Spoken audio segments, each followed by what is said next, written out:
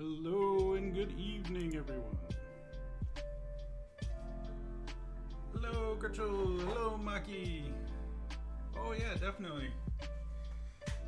I'm gonna try to post before I go live all the time. So, how are you today?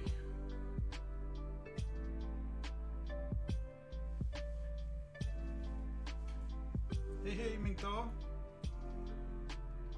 Hey, Gumby! Yep, this is your pot. It's signed. You walked a lot today? Yeah.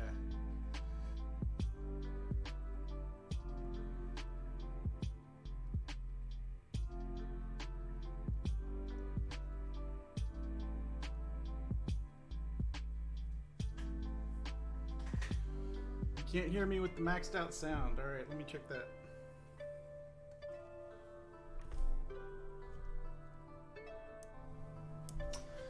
How's the level on that? Hopefully that made it a bit louder. And all right, cool. Perfect. Yeah, just let me know. So I got a bunch of well, I got a whole new computer actually. So so I have to redo a lot of the settings. And hopefully my stream won't shut down again.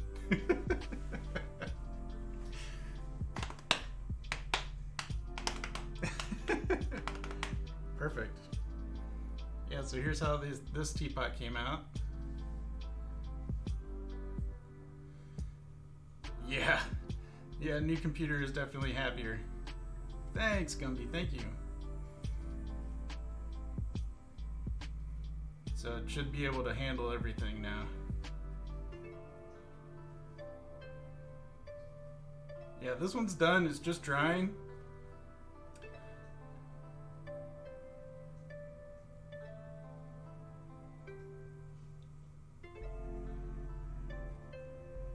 And our good friend Gumby has already purchased this piece. I don't know if you can see the signature there, but hey.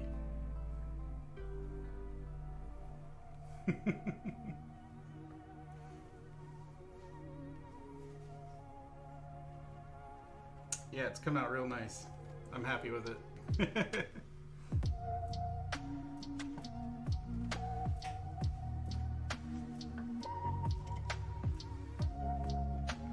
So tonight I need to make some teacups to go along with it.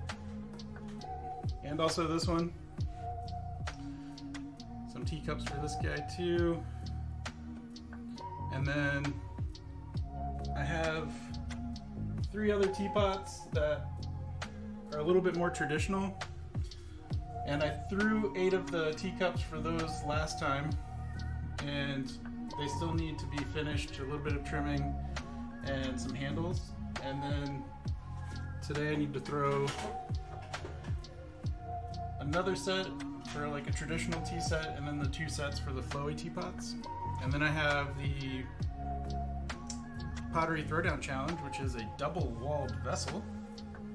So if you don't know what that is, it's where you have a piece, and then you put, it's got air pocket in between. Yeah, it has 2 walls with an air pocket in the middle. So it kind of helps with insulation, and you can also do some unique decorating things with it. So you could have the form on the inside is enclosed, and then on the outside you can carve through, and then you can kind of have this cut through pattern on the outside with the container on the inside holding everything together.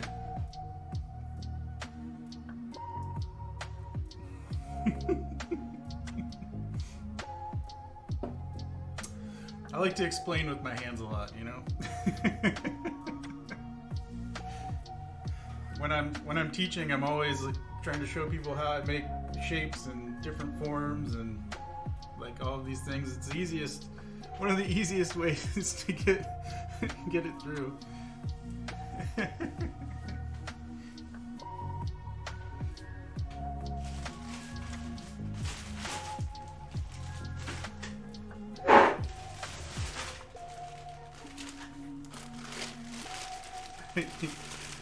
Gumby also talks with his hands, yeah. Maki says when people talk, I'm always zeroing in on their hands. Whether they move. Yeah. I definitely do a lot of explaining with my hands. Hi, Polly. How are you this evening? Good to see you.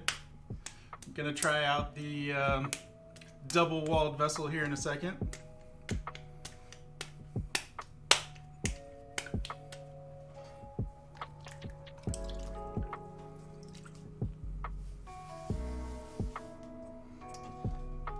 So, again, the idea here is that I'm going to try to make it take less than 10 minutes. So, right now I'm at 5 after. Don't look at your clocks, there's a stream. There's always a little stream lag, so. I'll watch mine and time myself.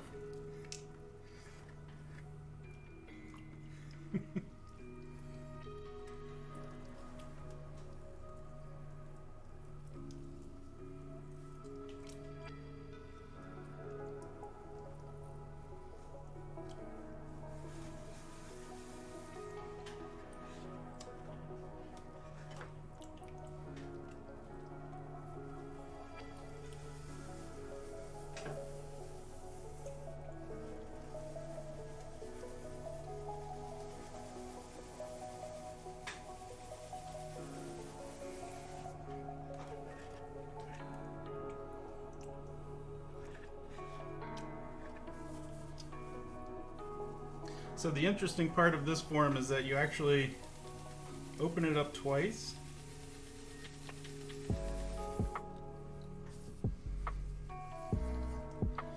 So I'm going to open it up the first time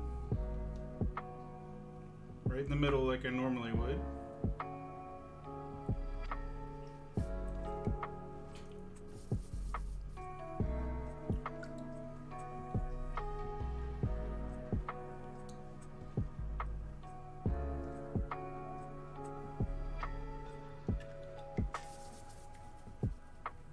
Open it a bit. So this is going to be my interior space.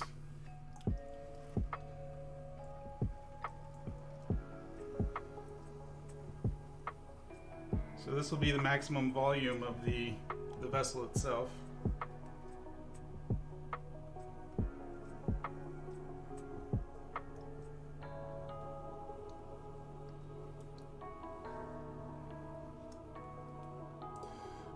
Maki says, for what kind of objects are double-walled vessels generally made?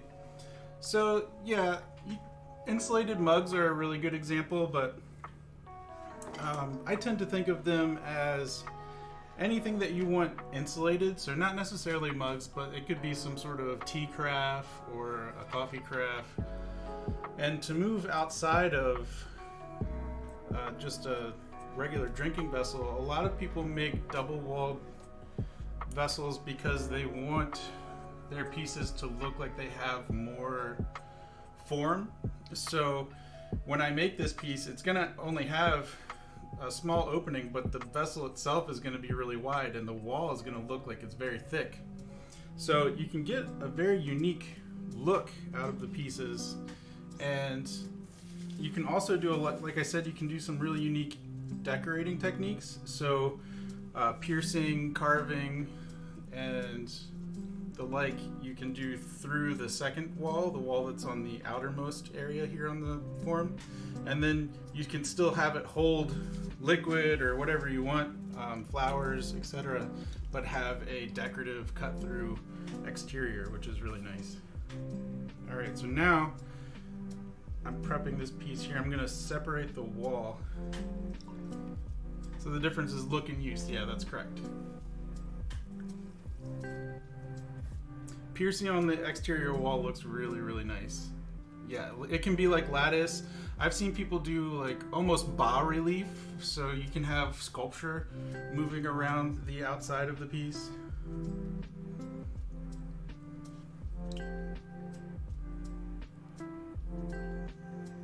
Yeah.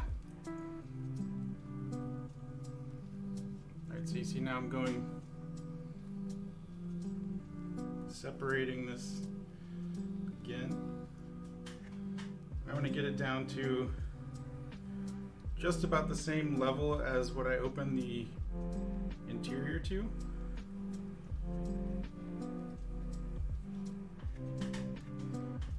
So now I'm going to slow this down.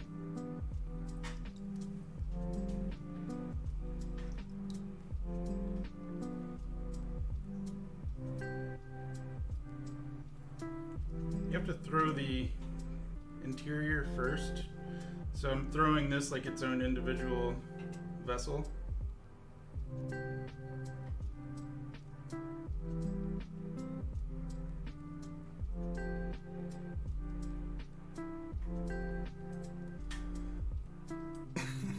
Glad all of my questions are going to be answered directly by seeing you making it. Yeah, Maki. that's the plan, right? I'll save. I actually made a few of these balls to throw like this, and I may try doing some with some piercing, and I'll do some carving on another day after they've had a chance to harden up a bit.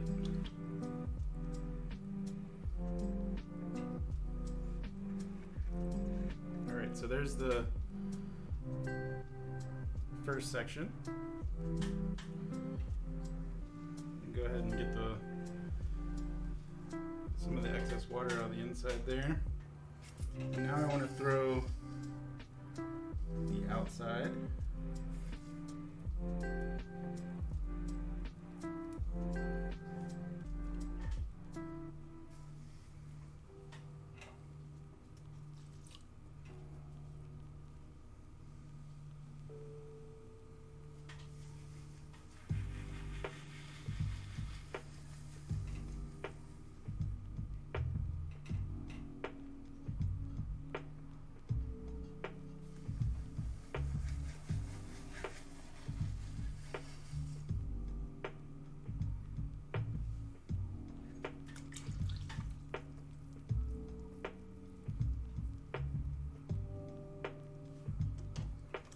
So it's tricky trying to keep enough space for your hand to be in there, but also make it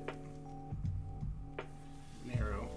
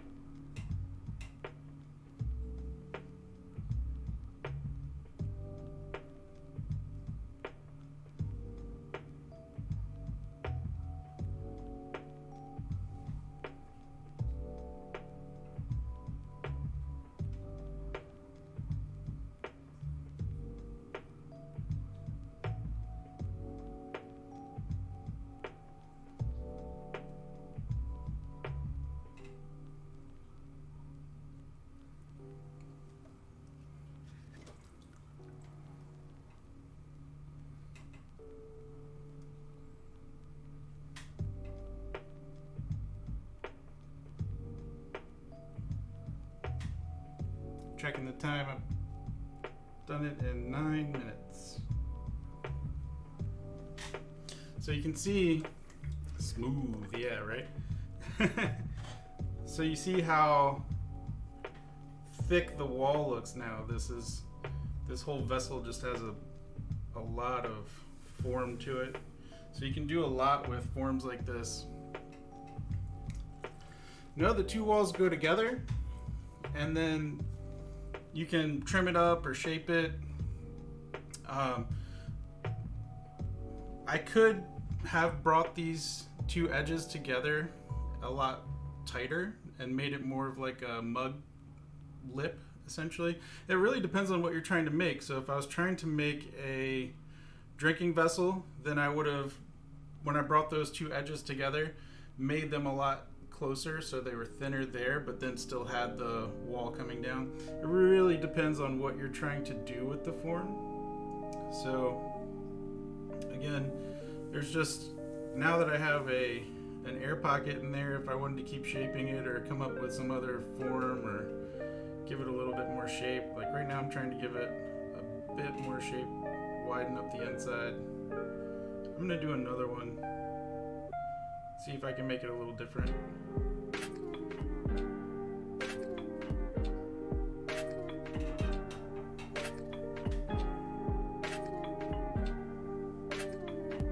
It can get pretty interesting.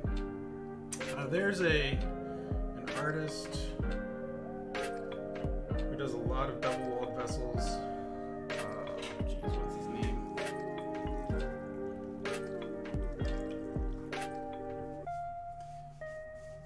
He wrote a book with a gentleman named Paul Wanless, I believe.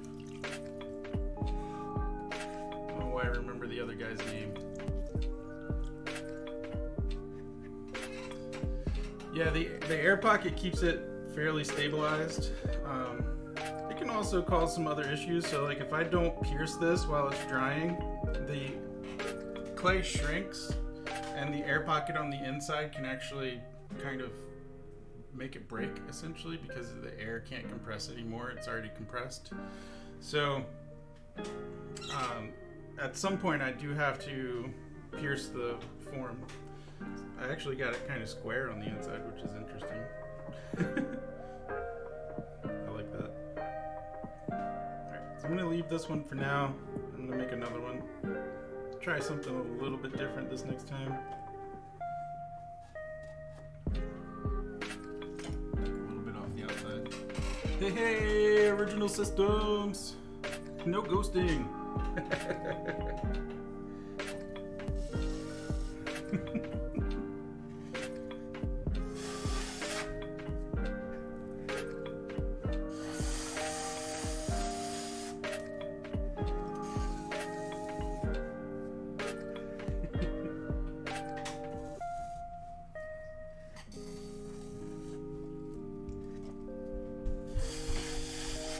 I made up some new emotes over the week.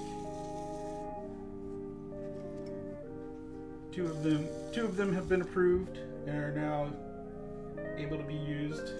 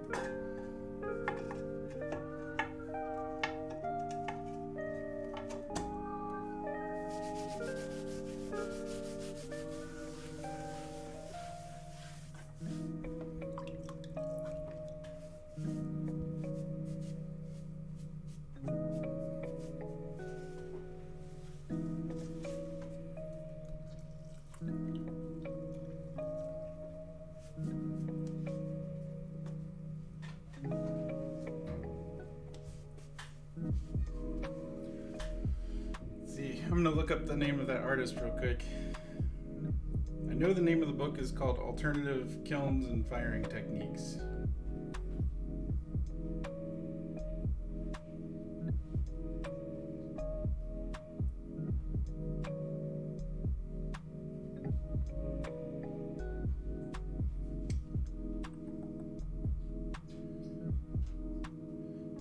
Okay, so it's James Watkins. If you want to look him up, he has some really unique double-walled vessels that he makes.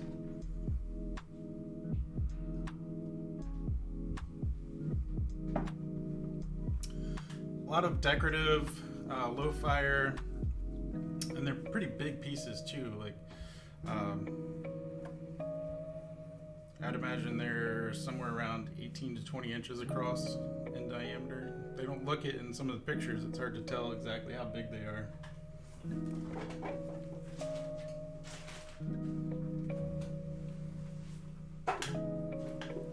Yeah, I cut the long threads from my towel. Yeah. We'll get a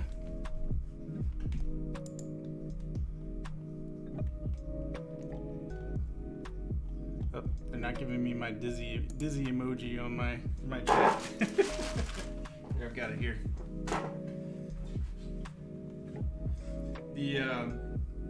The other night I was throwing and totally cut right through my pot with a string on my towel. It happens. Here we go. It's my dizzy pot.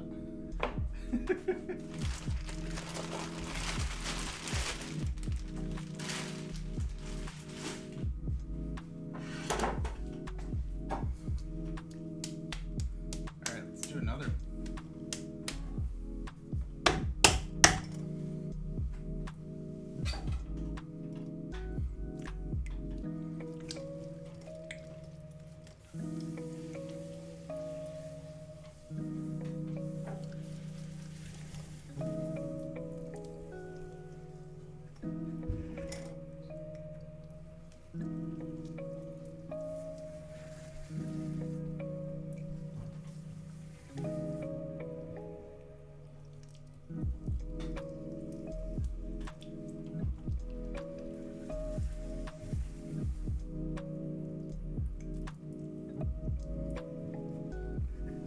So we'll just get this centered up.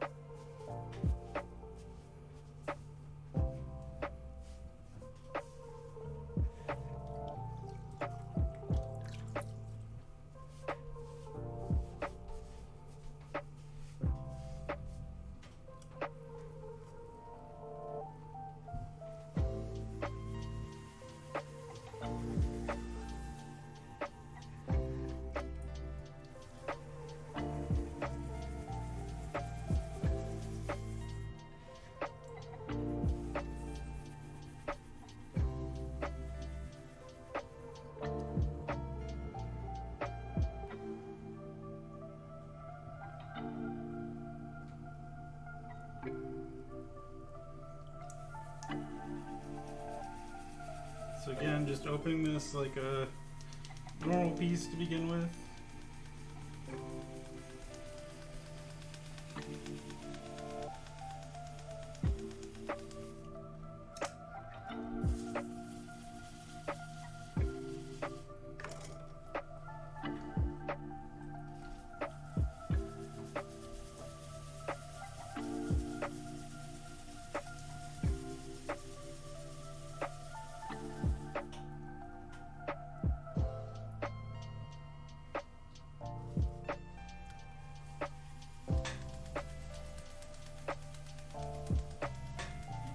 Press this wall a bit.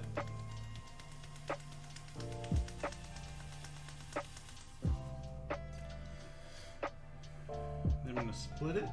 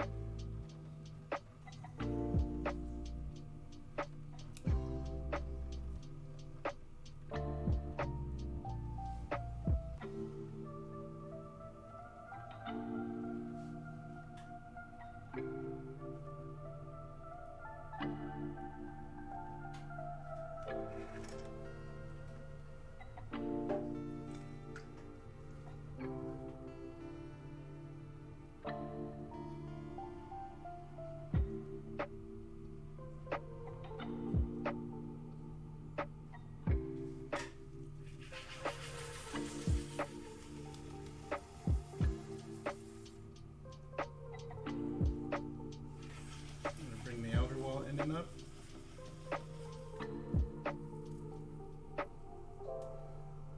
I want this one to come in a bit more than the last one. I want the outside wall to move in.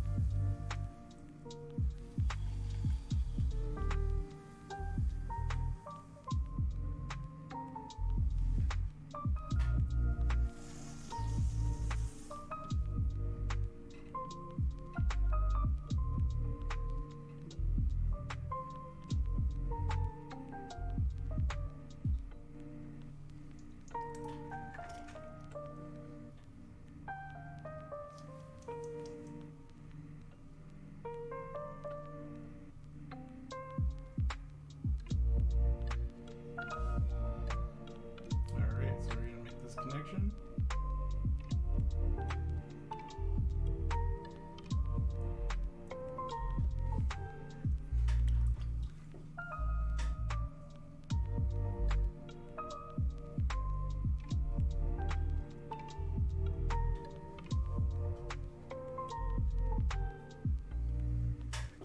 So this would make an interesting, also make an interesting teapot form with piercing. And you could add a lid and then pierce the outside.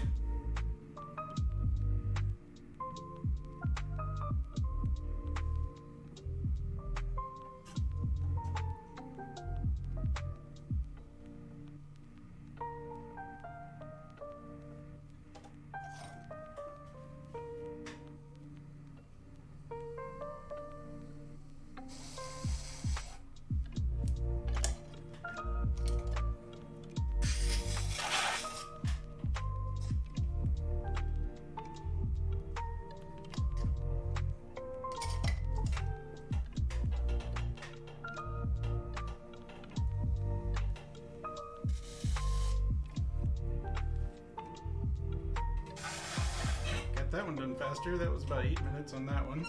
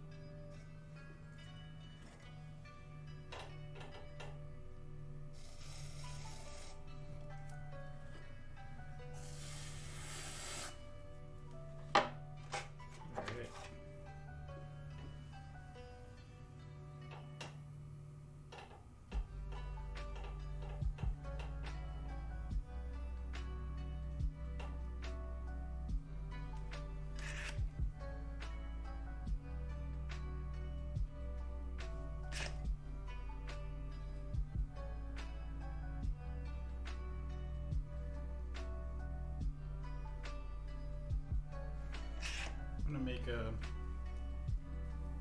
nice round termination here in the center, so if I want to make a lid for it, I can.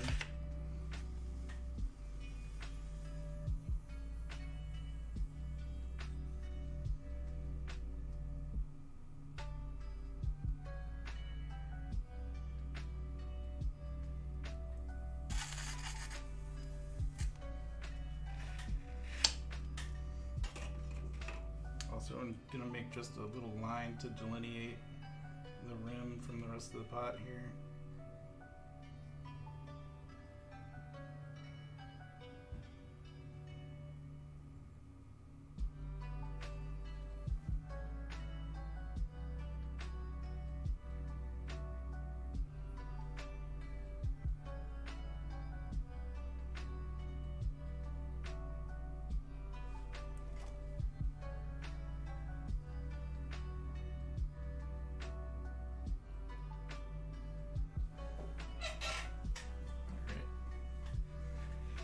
It'll be an interesting pot later.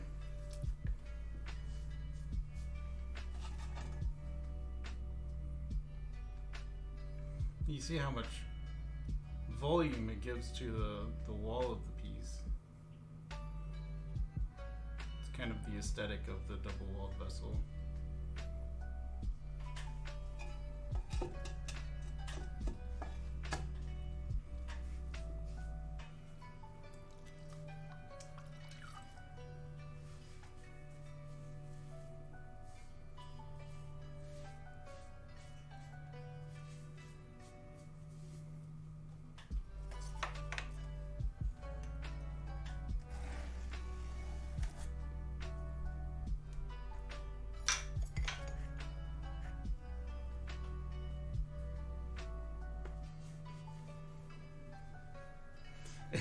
You like the shape? It feels cozy. Yeah, it does have a nice cozy feeling to it. It's just got this soft, this soft subtle roundness. It really makes it, that volume makes it really nice.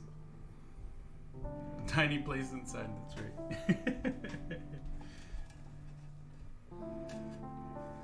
Enormous volume, itty bitty holding space.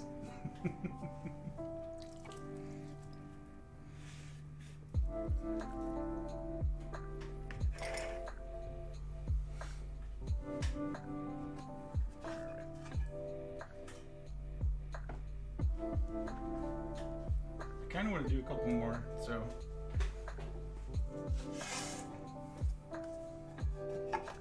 at least one more.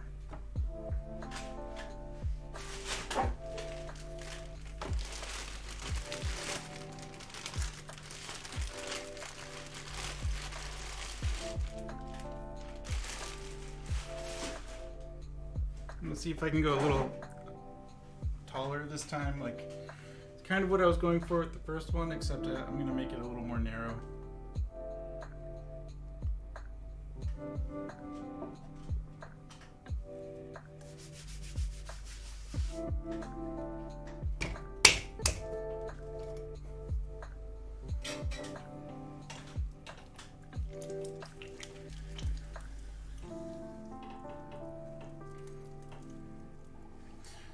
Yeah, it's possible to throw a double-walled closed sphere. It's just a little trickier because you have to close in both. So really what you would do is you would close in the inner sphere and then throw the sphere on the outside and then close that in, and then have the whole thing would have that hollow space on the inside. Mayan death whistles. I've made ocarinas and flutes, but I don't really know if I know exactly what the death whistle is. I'm sure I've probably seen them before. If you can send me a link to something, it's a double-walled whistle. Interesting. Yeah, send me a link to something. I'd be interested in seeing it. I've not made one yet, but I know how to make whistles.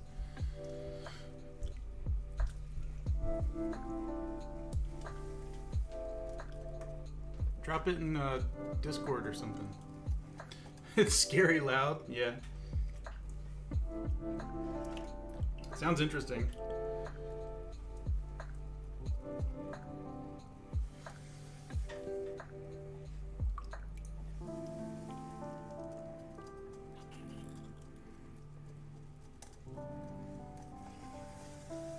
I've made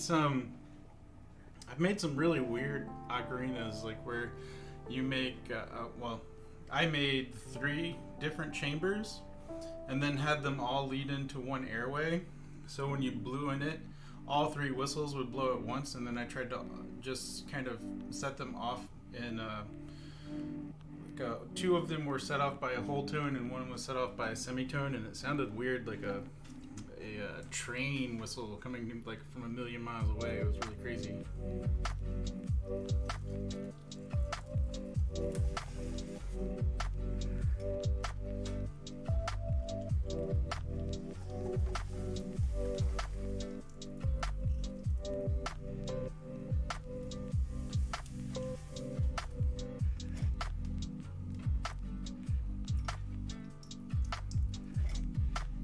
Yeah, I've got it upstairs. I'll bring it down for the stream tomorrow.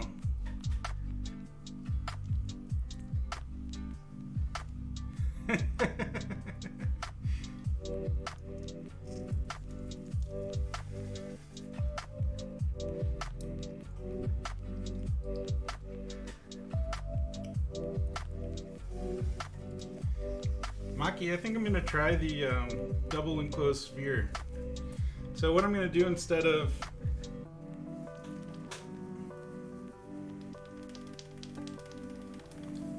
leaving a bottom in it this time, I'm gonna actually open the center all the way to the wheel head so that the part of the pot on the wheel is open, and then the rim of the piece is going to be solid. So I'm not going to split it all the way down to the wheel. I'm going to split it close so that it has some thickness to it. And then I'm going to open the interior space, close that up, and then close the outer space. And that way the whole thing will just be like a round double-walled vessel.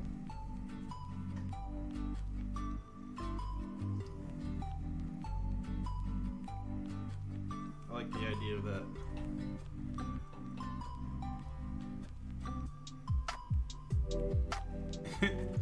The Mayan death whistle sounds like someone screaming. It's a small sphere with an outer chamber. Yeah, please share a link. I'd like to check it out too. Alright, so I just opened this all the way to the wheel head. So now it doesn't have a floor right in the center, so you can kind of see the bat through there. Oh, an Aztec death whistle. That doesn't, yeah, that it's different, but I still don't know what it is.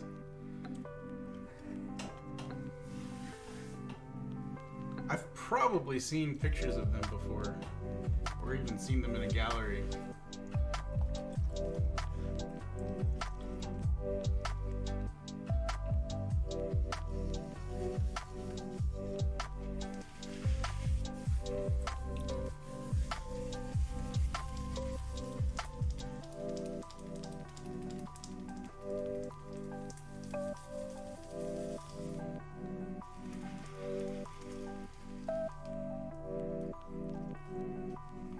So now I just have this ring of clay.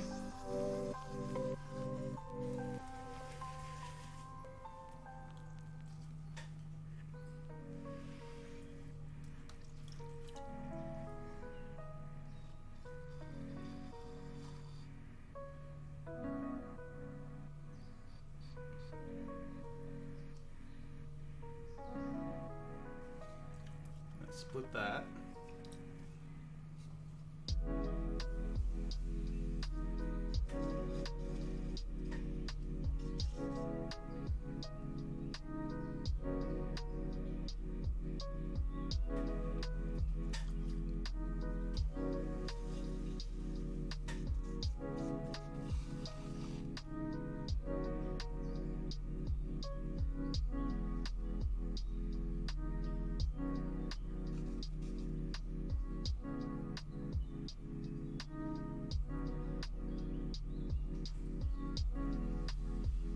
So I throw this inner space, and now I'm going to close that up.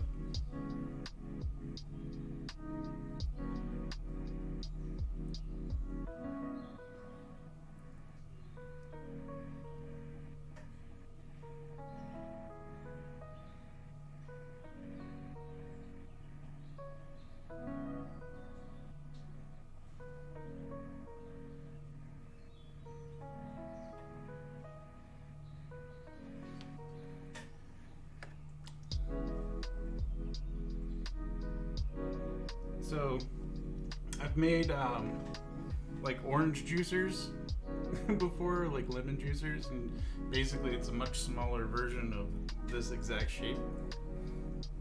A little bit of a difference, but very similar.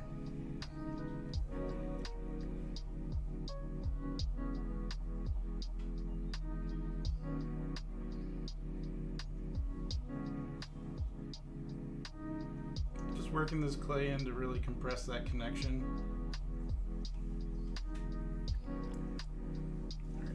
can bring this wall up and over.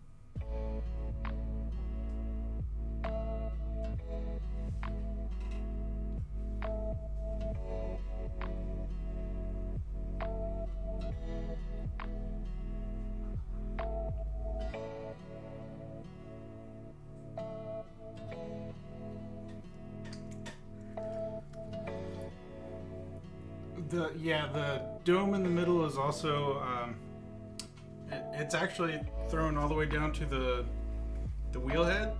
So there's a bubble between inside. There's a bubble inside there, but it doesn't have a bottom. So if I were to, basically I'm throwing this upside down.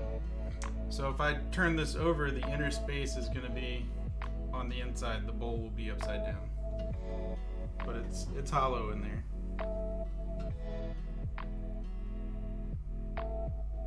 And then I'm trying to close this one above it.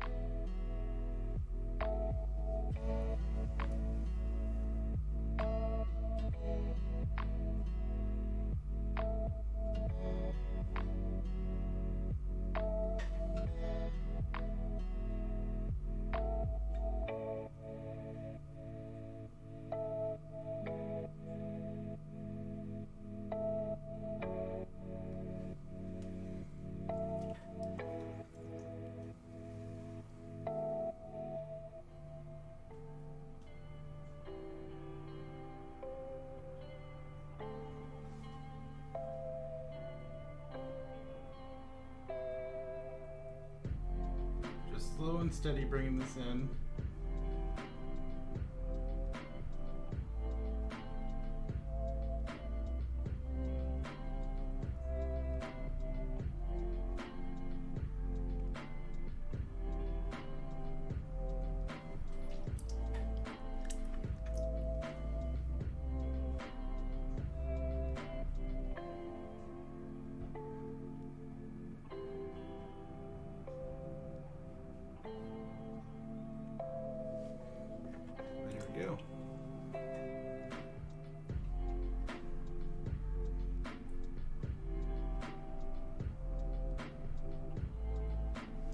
So that one's definitely a lot longer than 10 minutes, but it's a bit more complex.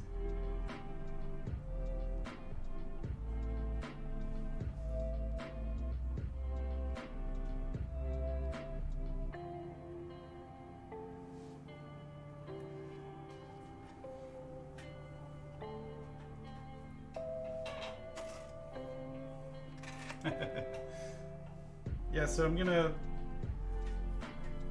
kind of soften up all this texture, and then I'm actually gonna make the bottom flat so that it can sit when I flip it over. Just trying to round out the sides a bit to give it a nice, it'll have some nice volume. Yeah, looks good. And then I'm just gonna flatten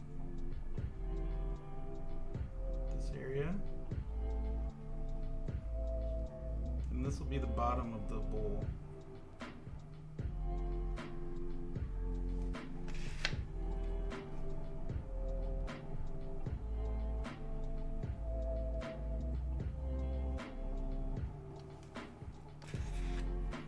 There we go. So that's a completely double-walled bowl. So when I take this off, you'll have the bowl on the inside, and the double wall goes all the way around through the whole thing, which is, it's a really neat concept for a piece. And I probably would like to do one even bigger and have some fun making different things with it. So it might be something that I try again at another point.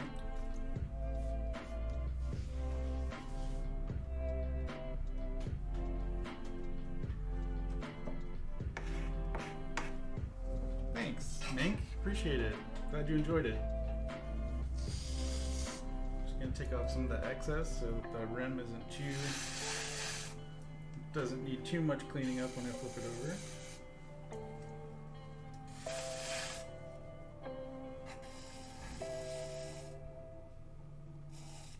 There we go.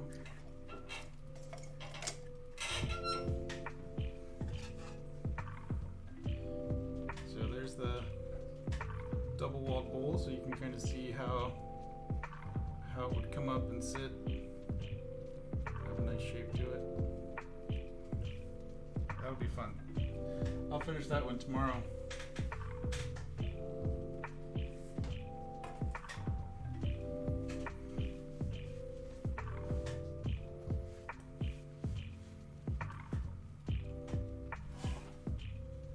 I think I'm going to make a lid for this one to drop in there.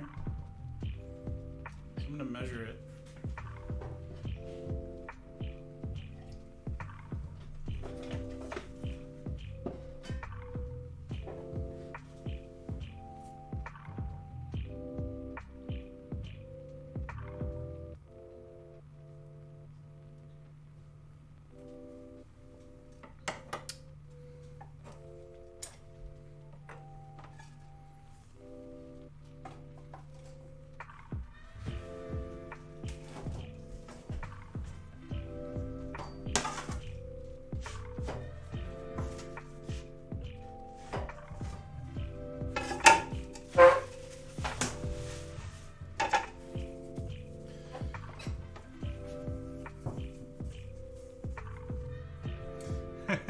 Well, I'm glad you enjoyed it, Maki. Yeah, hopefully it was a lot of fun for you to watch.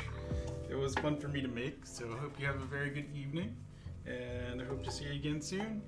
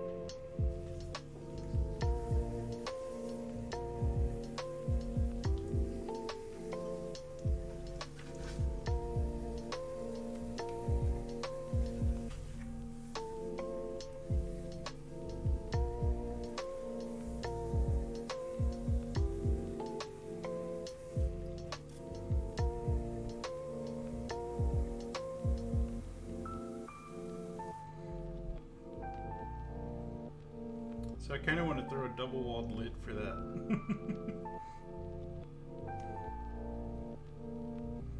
It's kind of fitting. Mink asks how long it's going to take for a piece to dry. It depends on the conditions. So some people use drying rooms. Some potters leave their work out in the sun. Like I said, it depends on the conditions of your studio. So if you have a very humid studio, then it can take a lot longer. But if you have I would say like 50% humidity, then it would probably take about a week, 5 days. If your studio is wetter, it can take longer. If your studio is drier, it could go a lot faster.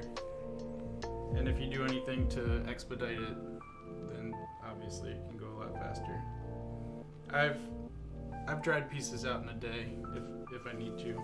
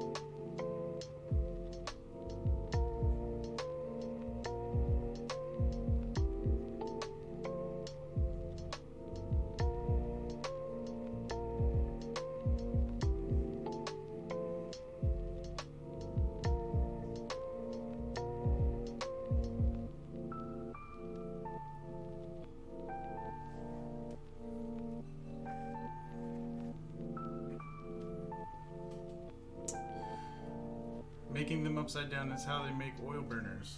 Yeah.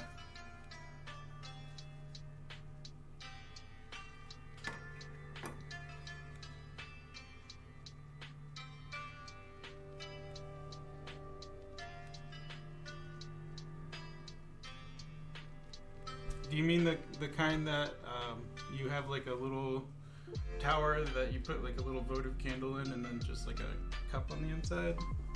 Sort of on the top.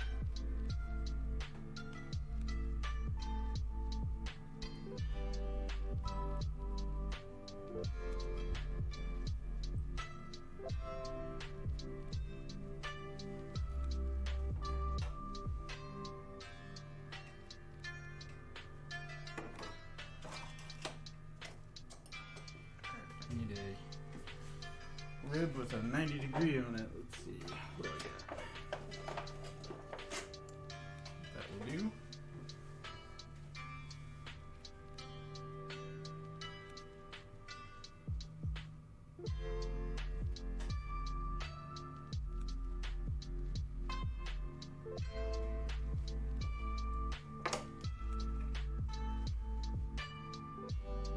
All right, there we go. Double-walled lid for a double-walled pot.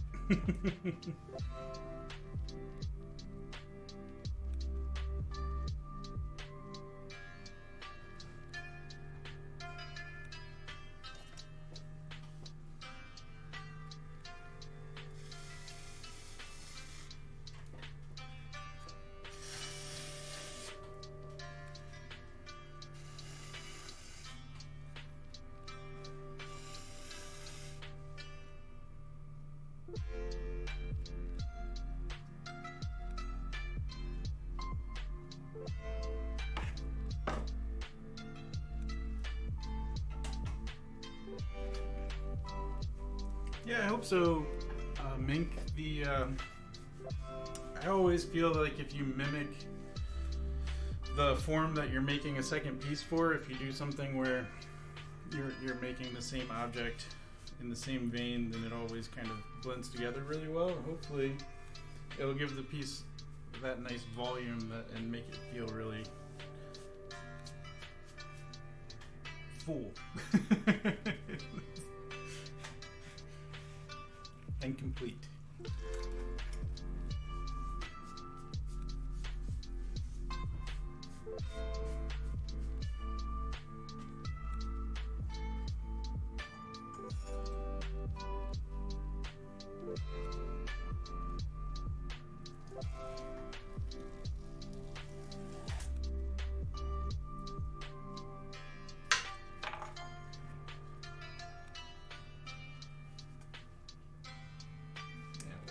Just leave that in there.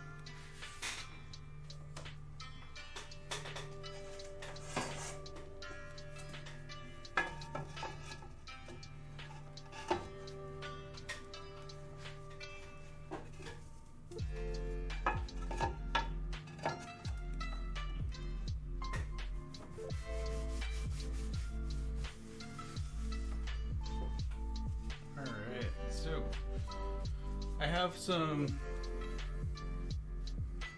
decoration. Yeah, so what I'm thinking is I'll do some carving on some of them. So I don't think I'm going to do anything with the first one that I made. It came out, it wasn't really to my liking necessarily, but I'm definitely going to finish this one that I just made the lid for. And then I'll finish the upside down bowl. And I'll probably do some carving and piercing as a decoration on the outside.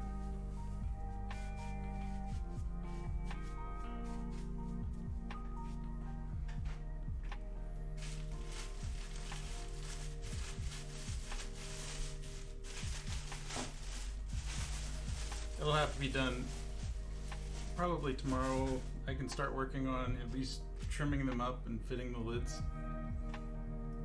So I made some teacups last Thursday, and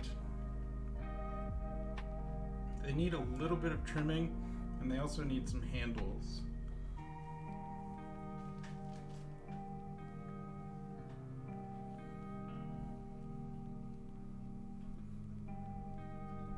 So I'm going to go ahead and just kind of clean these up a bit, take a little bit of extra weight off the bottom, and then get some handles on them in here in a minute.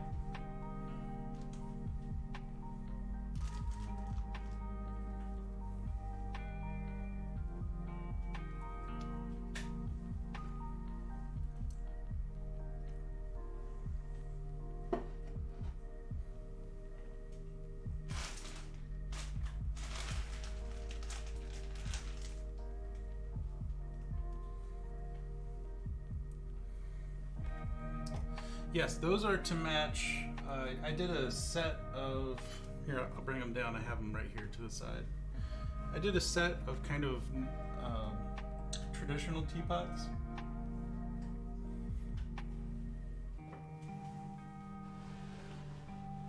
Have to be careful, they're getting kind of dry. So I've got this one here.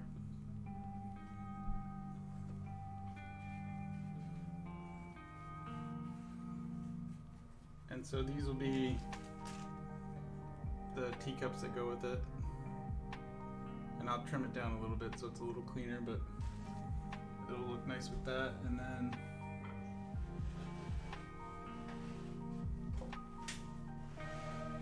there's this one.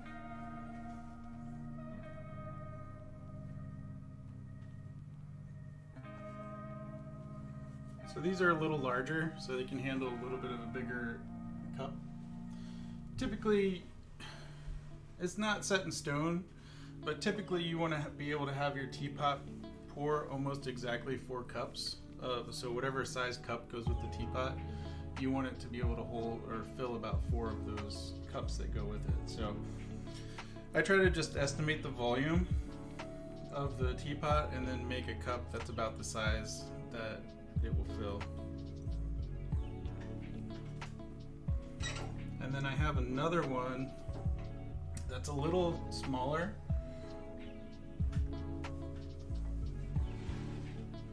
And I'm going to make cups for this one too. They'll have to be a little bit smaller. And then I have the sculpted teapots, and I will make some fun fun teacups to go with those that match the forms.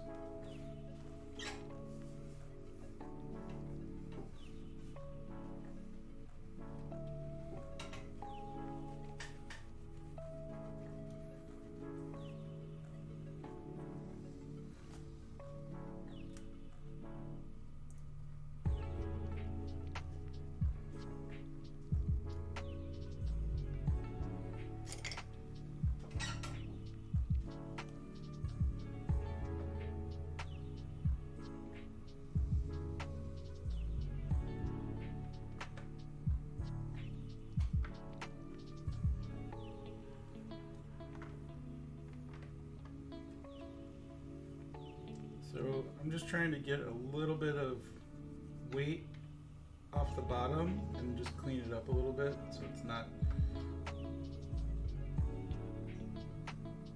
fresh off the wheel, jagged on the edges, and then also clean up the base here where it's got some funkiness going on from where it was cut off the wheel head underneath. So I'm just going to give it a little foot.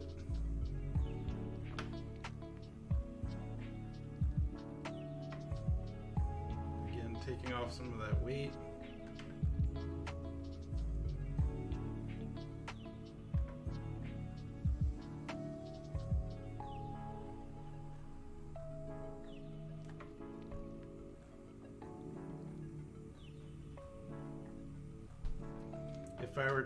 If I had made saucers for this set, I would have made the saucers first, and then I would trim all of these cups to fit inside the inner ring of the saucers that would be made for it. But I didn't make saucers this time, so it doesn't really have a specific diameter that the foot needs to be, but that is a consideration that I would have had to make if I had made an extra piece to go with the set.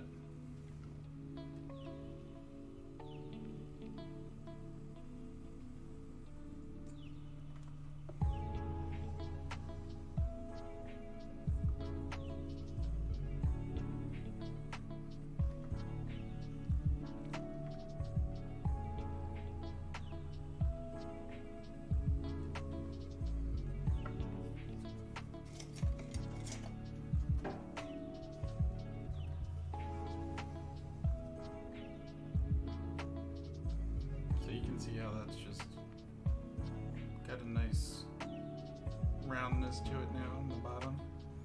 Nice and clean. Matches the interior space. The very bottom just has a slight curve to it, so this is pretty matching to that curve on the bottom there.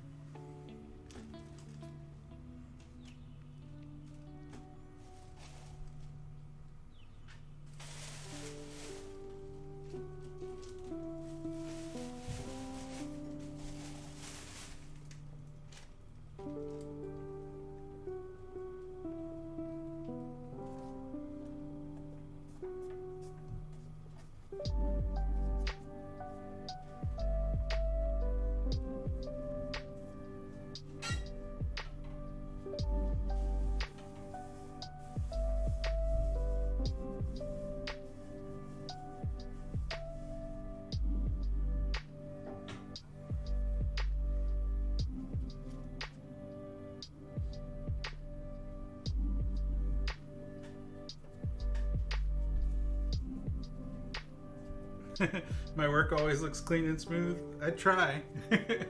That's my goal anyway. I try to keep everything clean. And I go through a lot throughout the whole process to get everything nice and clean. Every time I get ready, after a piece is dry, before I put it in the kiln, I wipe over everything with a wet sponge to get it nice and smooth so there's no sharp edges. And then when it comes out, I check everything out of the bisque kiln to make sure that it has no sharp edges, and if it does, I make these ceramic tools that I can just rub on the surface to take off a lot of the burrs or any of the grit that might come out of the clay. And then after it comes out of the kiln with the glaze on it, I also check it again after that to make sure that there's no issues. My wife has a bit of a better feel for the fine and sharp textures, so she's the one that goes over a lot of the pieces, but we still check everything, so both of us will go over everything. So everything goes through like 6 different checks before it comes out of before it's ready to go out of our studio. But there's been a lot of time where I made work and it wasn't quite as clean, and it's just incredibly more challenging to clean up a piece at later stages. So you just kind of want to get everything as clean as possible when you are at this stage and trimming and drying and before it goes into the first bisque firing.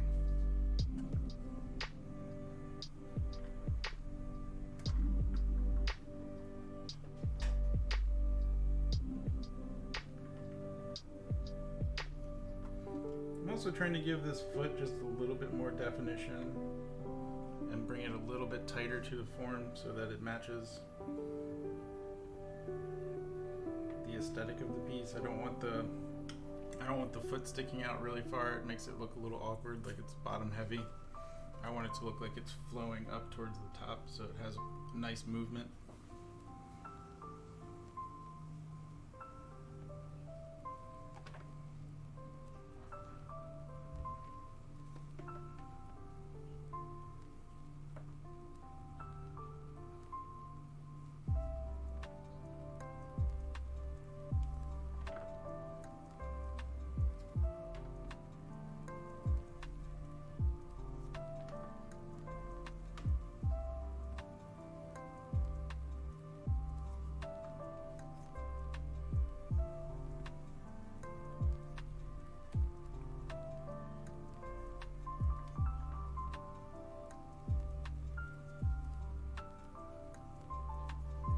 I like to make vessels that have that smoothness to them. I think pots are the type of art form that people really want to hold and touch, and so I like to make sure that my pieces are able to be held and be touched and to have nice feelings in the hands, and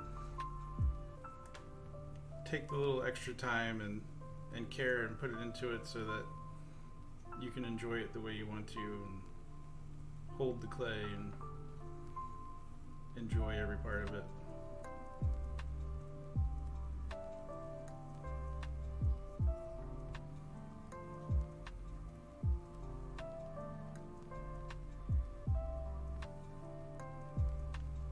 Even just rubbing your finger across the surface like this is just enough to polish it and smooth it all out.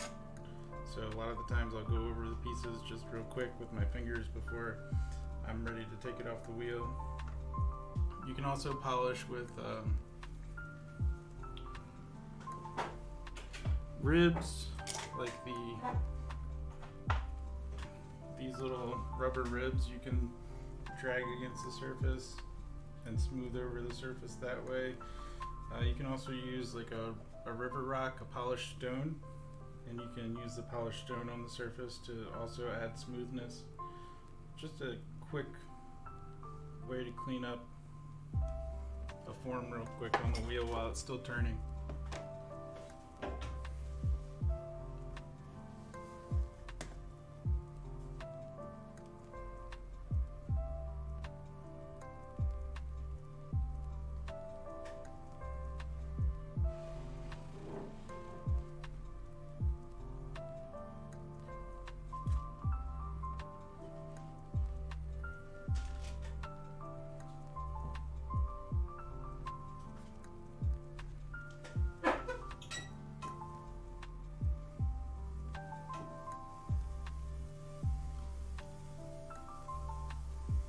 Hello, Helminitar.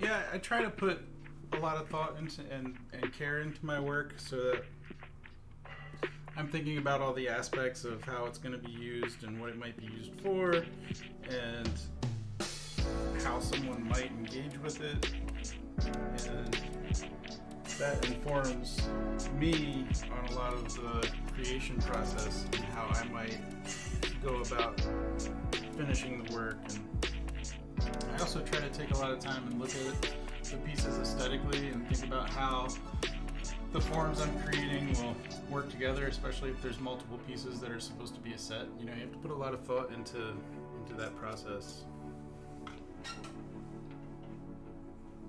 Hope you're all well this evening. Thanks for joining me. I'm working on some teacups for the main make of the Pottery Throw Down challenge. So I made 5 different teapots, and I'm just trying to get some teacups made for each of the, making 4 teacups for each of the teapots.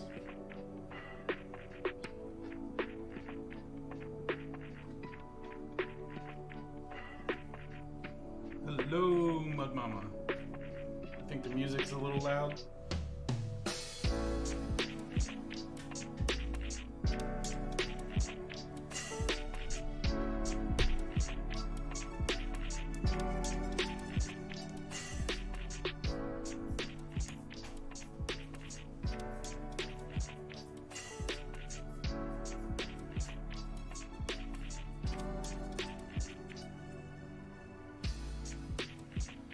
Elizabeth, yeah, I made 5. I'm just gonna select one to turn in for the final.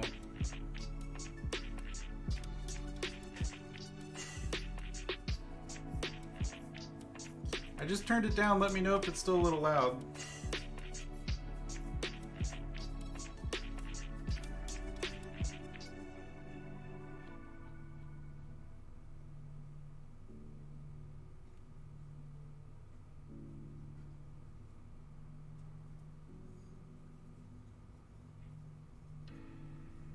Hey, how you doing, old Dizzy? Good to see you.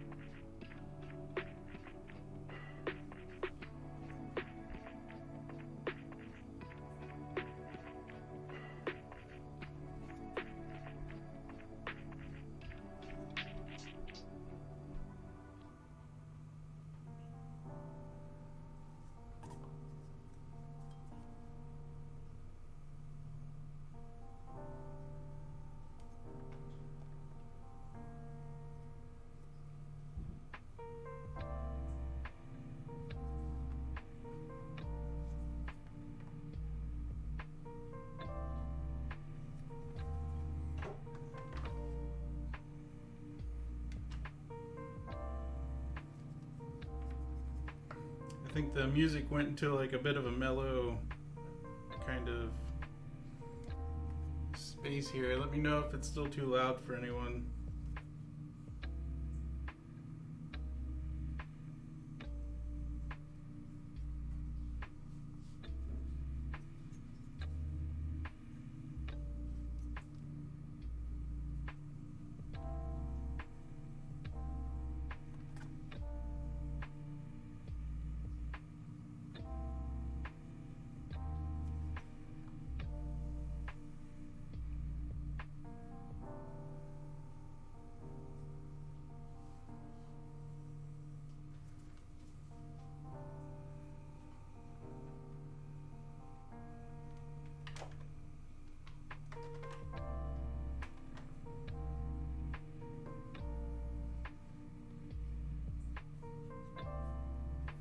Yeah, I'm using a USB mic. I could move it a little closer for sure. So you're saying my voice is still too low comparatively, or is the music still too loud?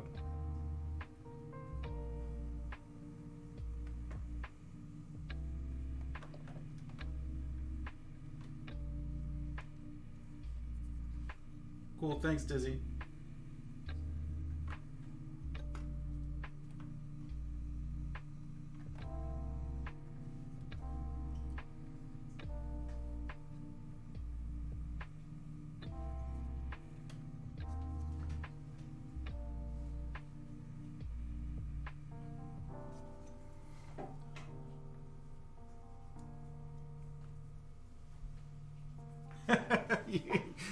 You like it to be real loud. You think the gain is too high. All right, so let me see.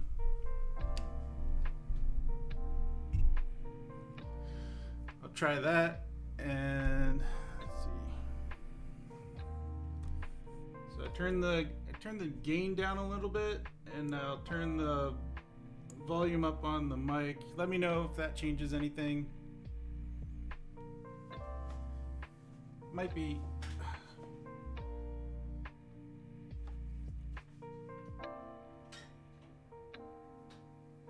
Might be just a little too much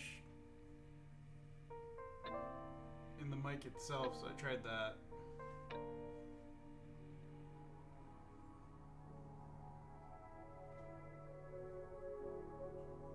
Hey, Gru, how are you? Good to see you. Hope all is well. I just made some double-walled pots here a little while ago. That was a lot of fun. I saw you made some on the Discord earlier. I'm good.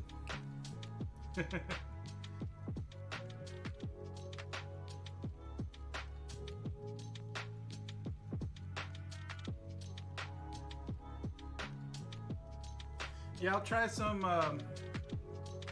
one try and you were out. I tried a few times. I wanted to do a couple different things with the double-walled piece. I'll mess with the filters outside of the stream, Gumby, and we'll see what I can get out of that. But I made, so this was my first attempt at the double-walled piece. Wasn't super thrilled with it, so I tried again, and I made this guy. So this is like a little vessel here, and then I just made a double-walled lid for that.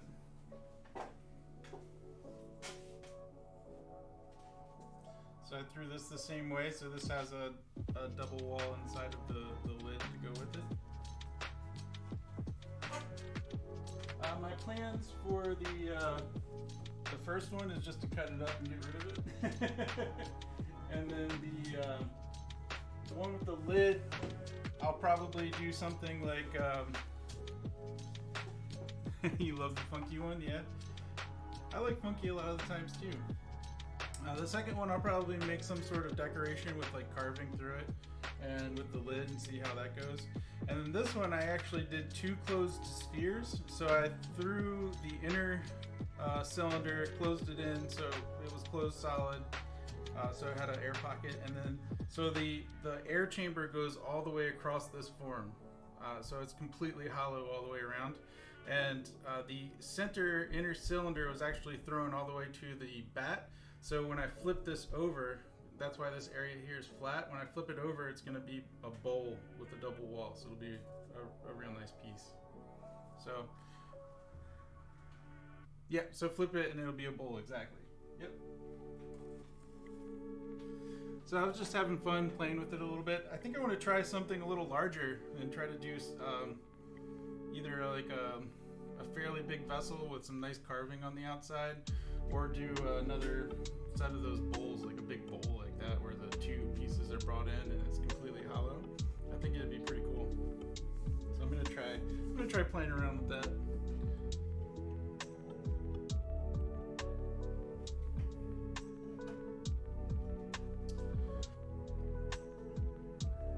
So in the meantime, I'm cleaning up some teacups that I made for a couple teapots, and I need to throw about 12 more for these other teapots that I have.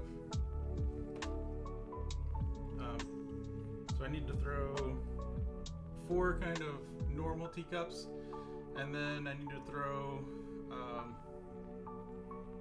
2 sets of kind of funky teacups for these funky teapots that I made.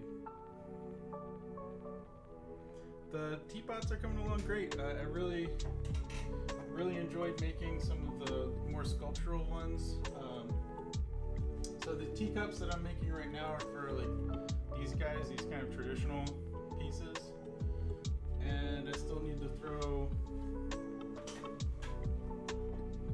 the cups for this piece.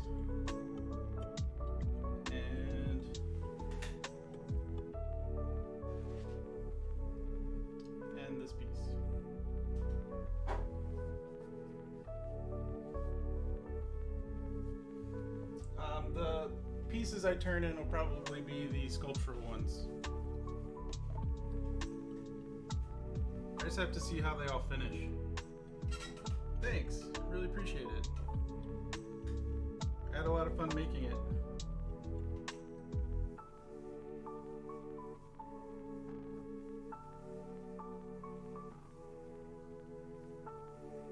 I get to make some fun teacups to go with it.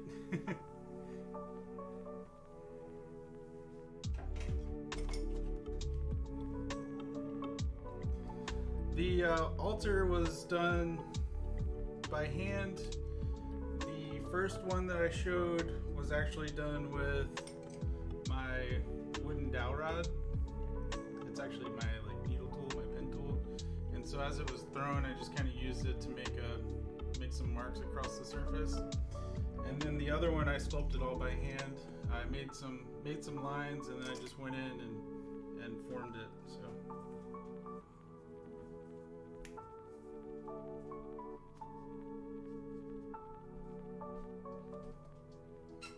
Thanks.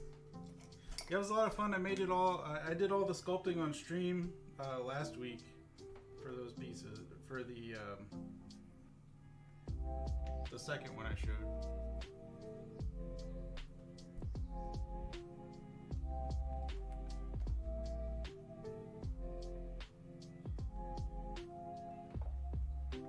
Making teacups to go with that form will be interesting.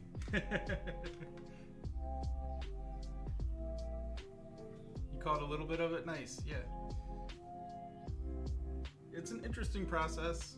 It takes a while, but the results are really, really interesting.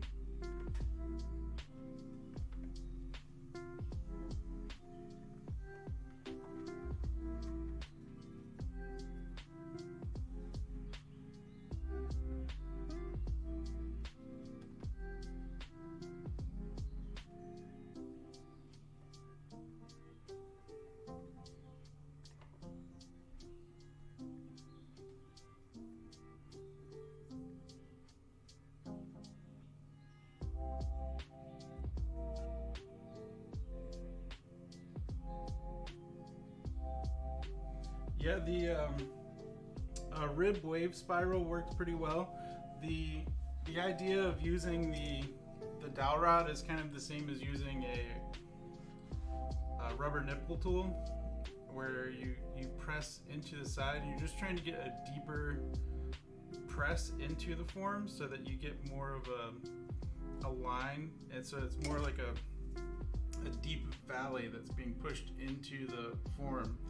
Whereas the rib, and it really depends on the shape of the rib. So I guess, if you took the difference is that like even a 90-degree edge isn't quite as steep as that needle point. So when I push this in, it makes a deeper cut or press into it. So it's kind of, it gives the form a little bit more, it highlights the lines that you're putting in it. It's not quite as subtle. So I've done a lot of work with the rib, but I like to put it in like teacups, and it's for more of like the subtle waviness and not quite as much of that deep sculpting. But it really depends on what the shape of your rib is and how you use it, because really it's just about finding the right tool for you and how you push it in.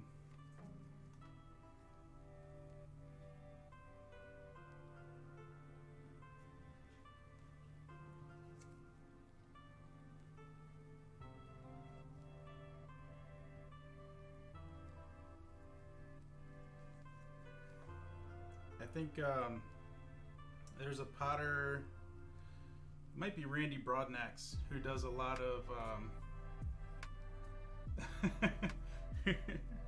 Randy Broadnax does a lot of pieces where he takes a rubber nipple tool and presses it into the side of it. Yeah.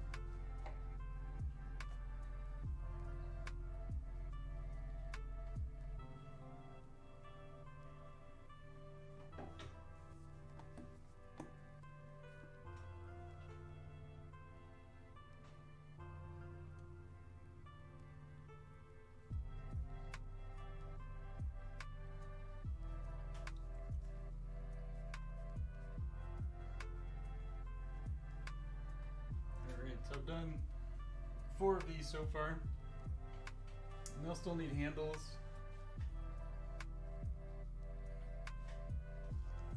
But they're cleaning up pretty good.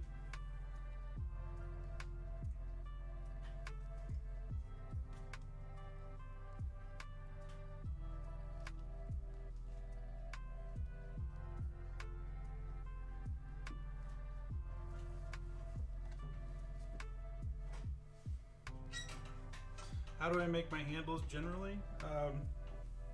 I have a pretty uniform style that I use throughout most of my work, where I take the clay and form it essentially into the handle, and then all I do when I pull it is just stretch it slightly. So I start with a very tapered form, like a carrot of clay, flatten it on both sides. Oh no, you're fine asking all the questions you want. I do most of the work off the pot, and then I used to do all of the stretching on the piece when I first started doing a lot of handles, and I found that my production speed increased when I stopped doing that, because I didn't have to go back and undo any or cut any off, or have any issues where maybe there was a weak spot in it and then I pulled it just too thin. When I make the handles off of the pieces, then I end up getting more successful handles. I already know that they're good handles, they're already pulled before I attach them. So the attachment time it's the same amount of time. The handle's already ready to go.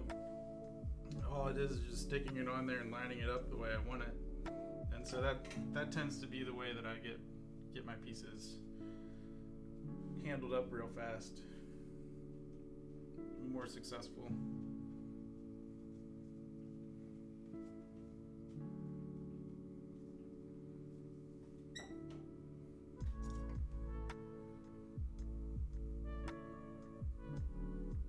Yeah, I'll pull some handles for these in a minute after I get done trimming them.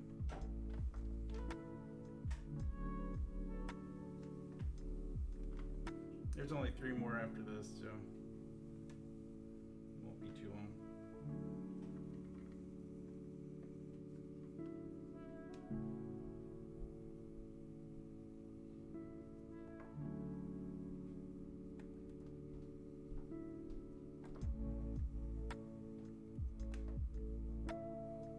No, I like the questions. They help me keep talking, because I start to get lost in the process and get silent.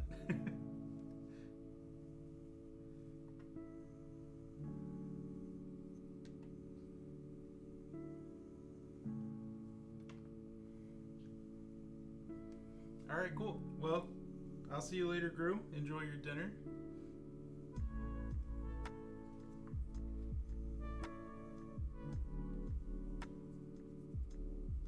Thanks for stopping by. All right, cool.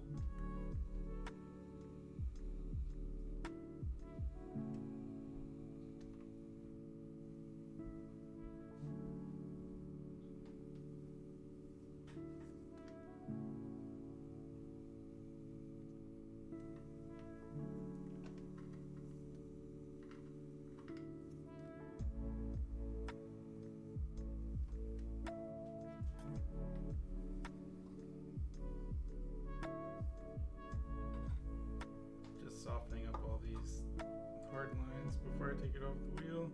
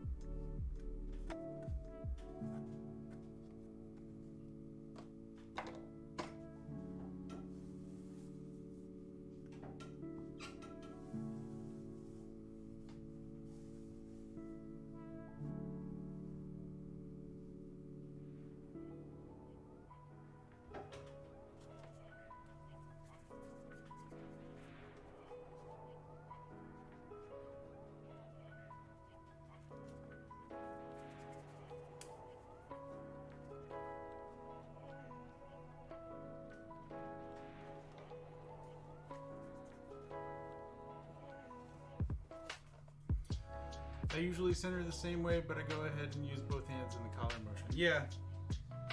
So it depends on how wet the piece is. If it was a little bit drier, I would do more of a collaring motion. But these are still a little wet and they're sticking to my hands, so I only want to get one surface, creating friction instead of two. And the rims, I don't want the rims to vibrate or jostle too much, or else they'll get flat spots, and then they can also kind of wear down and get a little jagged. So it keeps the rim, if I'm only moving it ever so slightly with just one hand, then it doesn't start to like vibrate or get any weirdness on the rim. So typically, if I have a thicker rim and it wasn't just like a little teacup rim, and it was a little drier, a little bit more leather hard, then I would probably do both hands, like you said. It really just depends on the pieces and the dryness.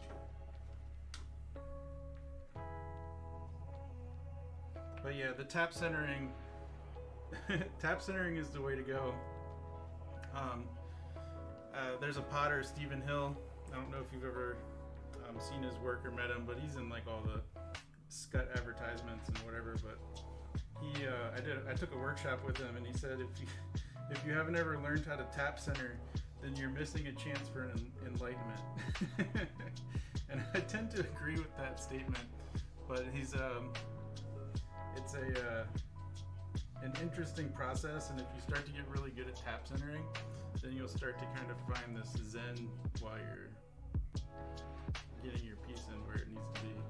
Yes, I do use a chum, and that is typically I'll use a chum when the rims aren't uniform. So if my rim is wobbly or lopsided and these pieces are all fairly uniform, I threw them in a very production style manner the other day.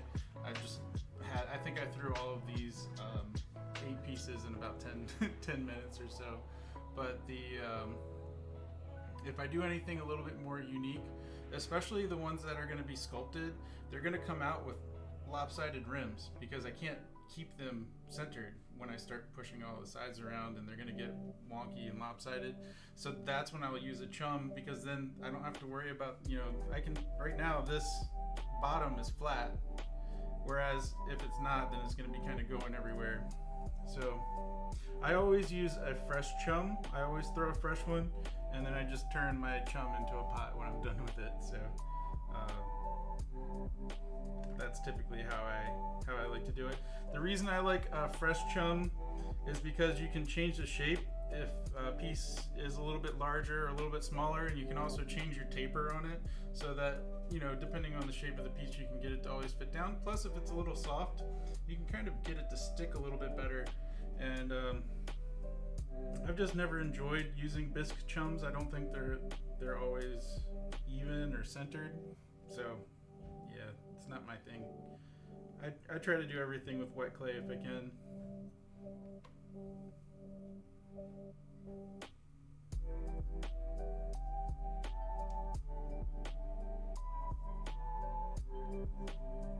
Just soften these edges.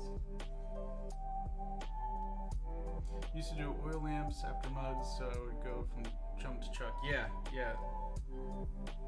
Nice.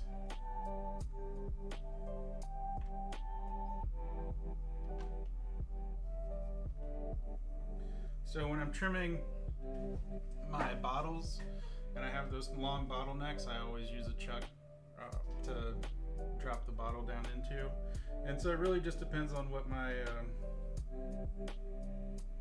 what the work I made is, on what form I'm using. But I've never gotten to a production line where I had that exact movement from chum to chuck. But it's a good idea if you have both of those forms that need those different shapes, and you can just go from one to the other real quick. That's really nice.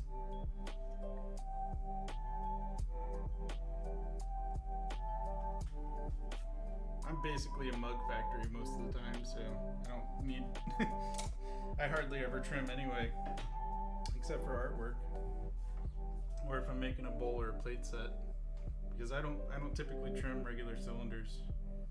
If you throw a cylinder right, you don't need to trim it.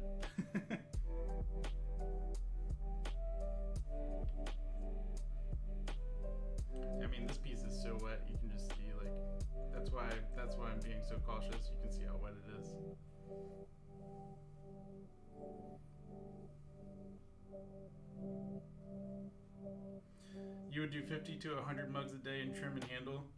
Yeah, I don't trim. I try to make my cylinders so that they will come down to a foot, and then so that there's just enough clay in the bottom that's all there is. It just goes straight across, and there's nothing extra to have to trim. Now, if it's something specific, a certain type of mug, or if it needs to have like a round bottom, then sure, I'll go in and trim it.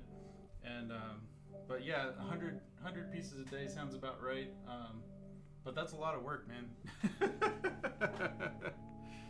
Yeah, it's very shape dependent. You're right.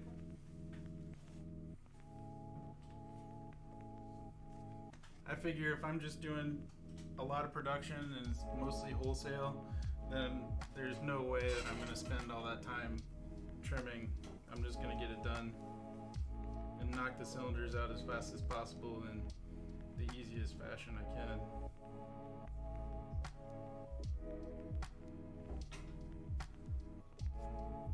You figured I was doing 2,000 mugs a day? Well, sometimes it feels like it, but no. No, I don't make that many pieces. That's a lot.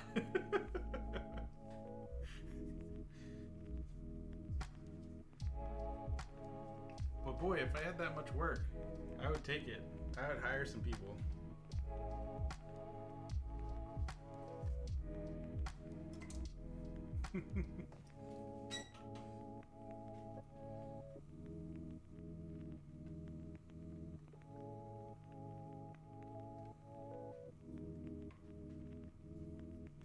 Get a crew. Yep.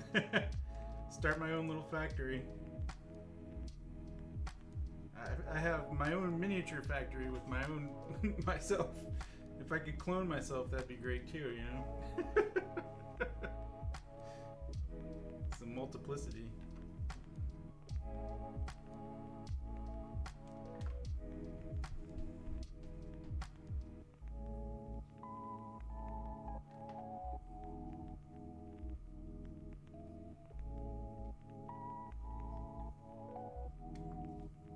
Don't do the copy of a copy thing, I know, right?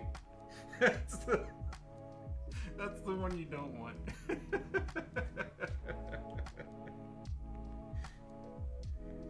Hey, but we need the comic relief, right? Can't all be serious.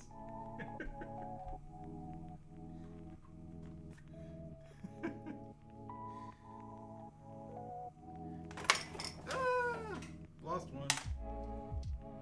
Now it's got flair.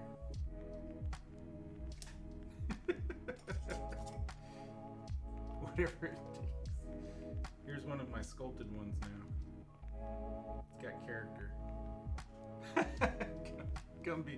Gumby always gets upset when I ruin a piece. It's just how it goes. It's no big deal. This is when you get pieces that have lots of character. So now I can start sculpting this one.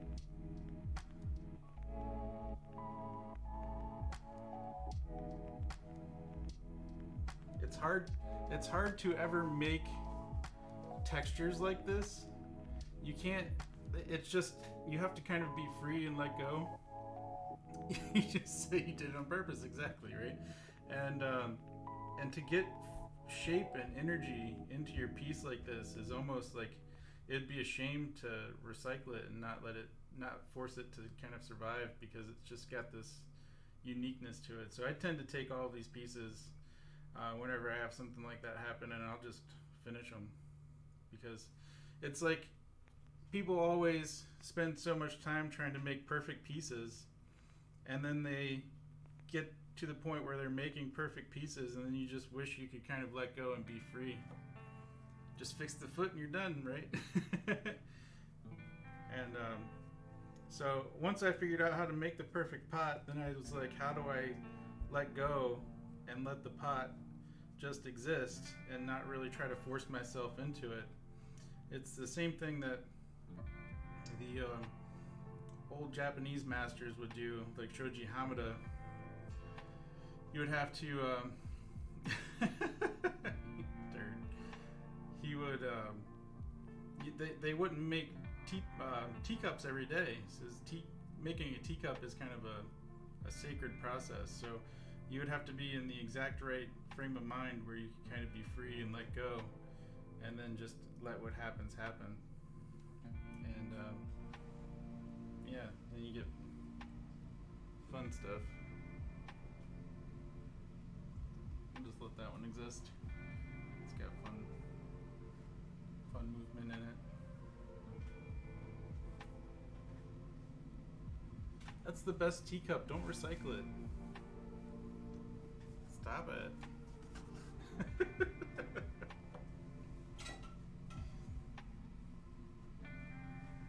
It'll be the first one that sells.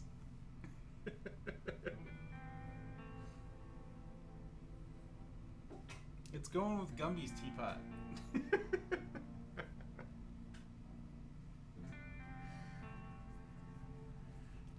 Ready for the twin, right? I didn't count the rotations that it went around the wheel. I don't know if I can match it.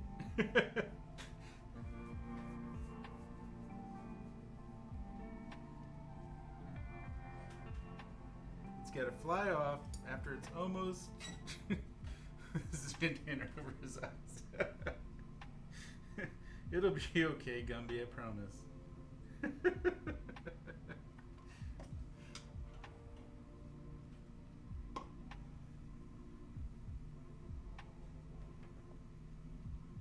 The clay doesn't mind.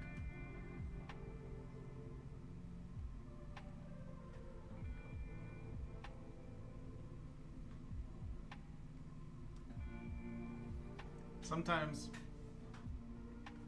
it's the beauty, it's a fraternal twin, right?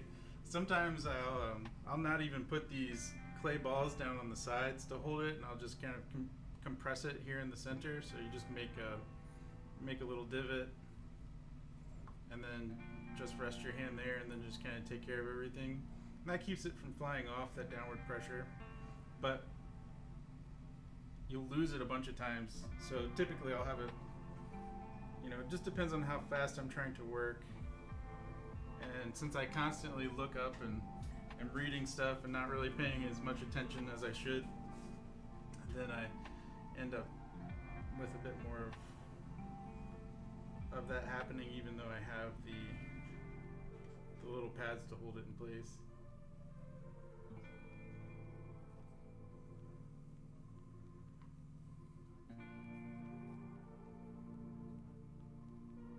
And no, I'm not blaming chat. I'm just saying it's my fault for not paying attention.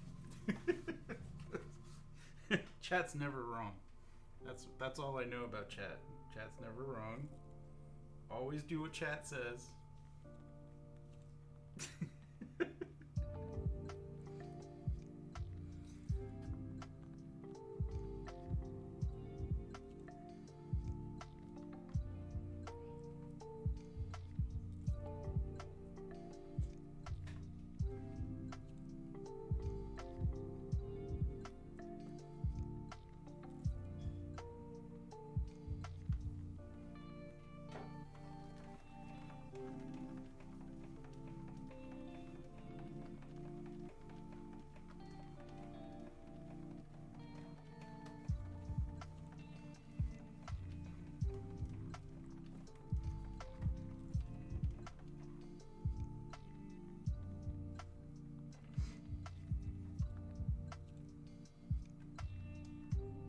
Almost went. Get your bandana on.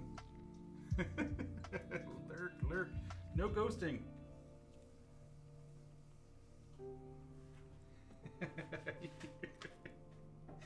Get your bandana ready.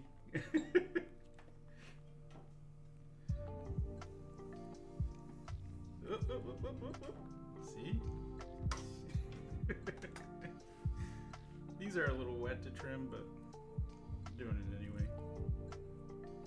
Alright, so I'm just going to clean that up with a little bit of water. Alright, that's the last one anyway.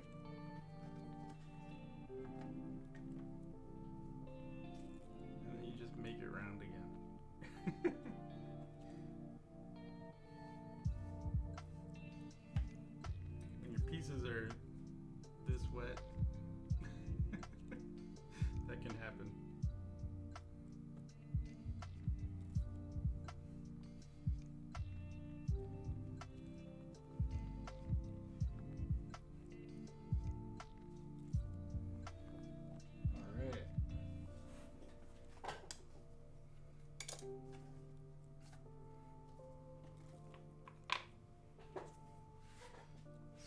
take the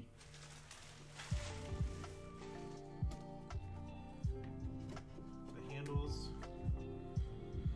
and make them all, and then pull them and then attach them. It's kind of my process. So I'll make some coils that are all about the same size.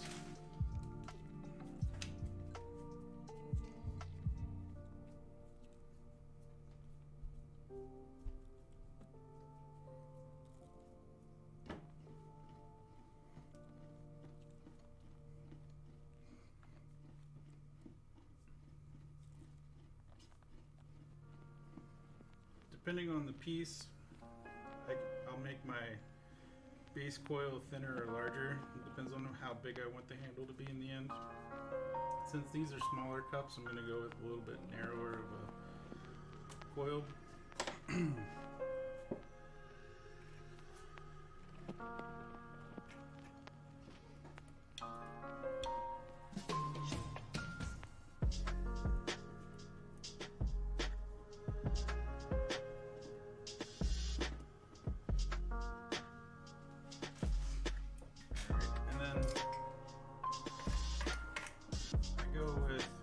Depends on the size of the cup or the handle that I'm going to make. So if it were a big full-size mug, I would kind of make a lug that was about the size of 4 of my fingers, but here I'm just going to do about 3 spaced a little bit. So I'm just going to kind of make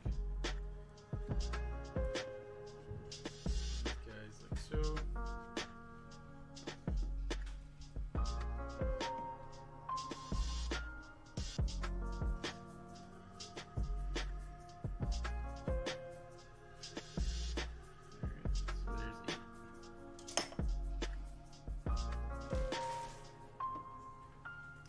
Taper one side so that they're all these little carrots essentially, and then just flatten.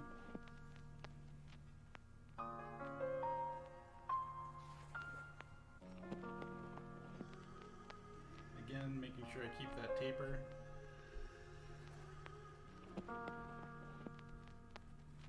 So I just end up with a bunch of pieces like this.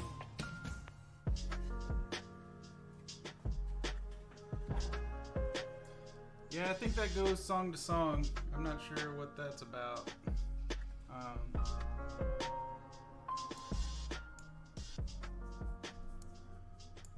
But I can pull it down.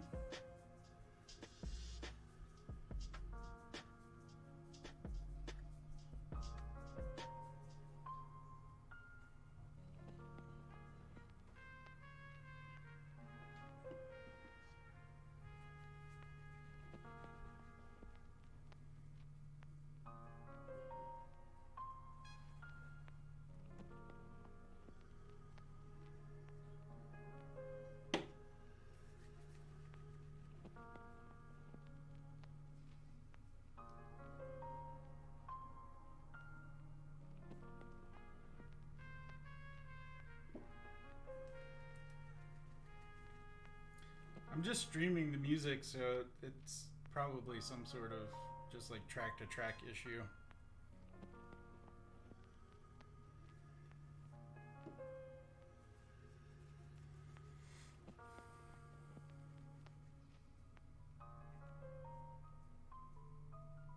No, I'm not using Stream Beats. It's literally a YouTube channel.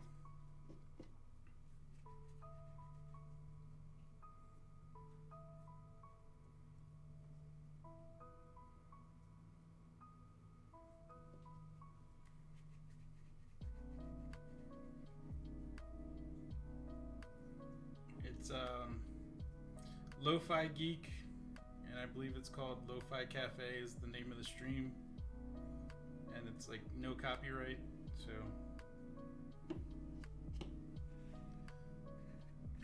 if I choose to post any of the VODs anywhere, it doesn't get taken down.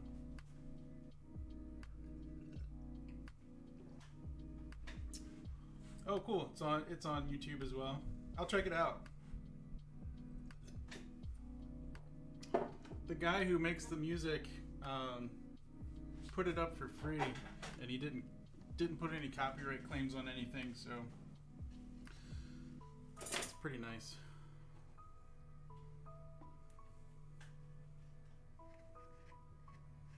Oh, cool. Yeah, I'll check out Stream Beats then.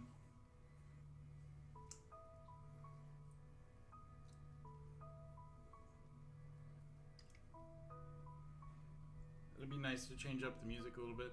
So I should also make some of my own music so that I can.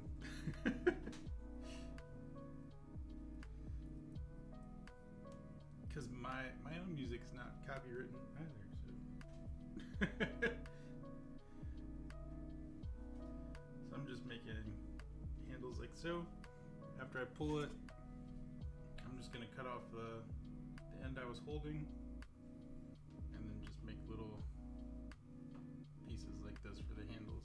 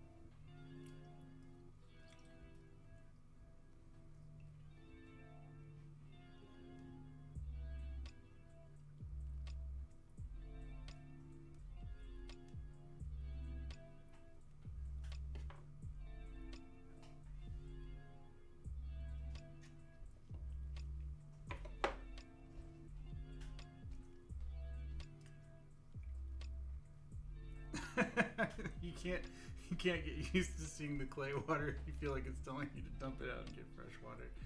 Yeah, eventually it needs to be refreshed, but it's not quite done yet.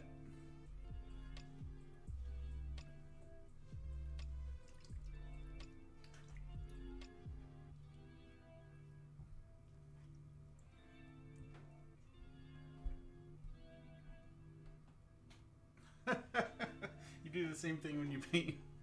You use coffee mugs so you can't see how gross it is. You just have to be careful and not ever use those coffee mugs to actually drink out of again.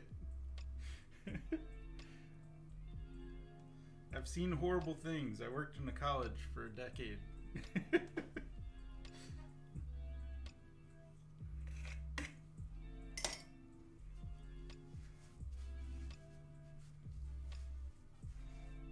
A special mug.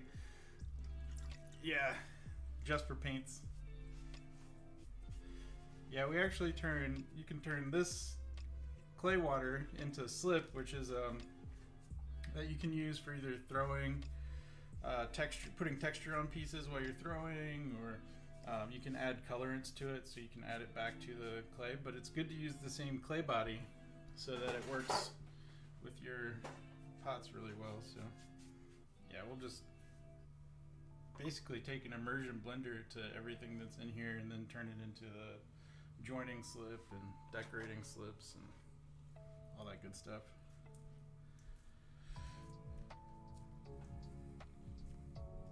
Slip is essentially just watered down clay. It's, you know, as it gets wet, the more water you add, it becomes more of a slurry. And some people use it to actually pour into, like, they'll make plaster molds, and then you can cast the slip into the plaster molds to get different forms and shapes, like all those slip cast is what they call it, slip cast pottery. And then, yeah, lots of different reasons to have slip. Yes, and add a bit of bleach so it doesn't get too stinky.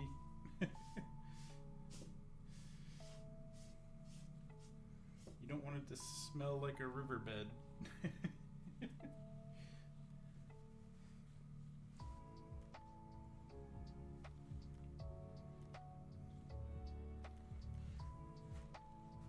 Alright, so I'm gonna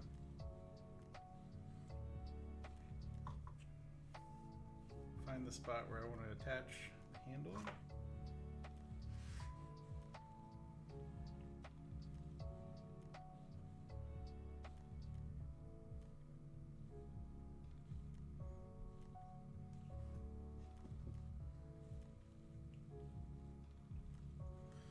A little bit of water to both.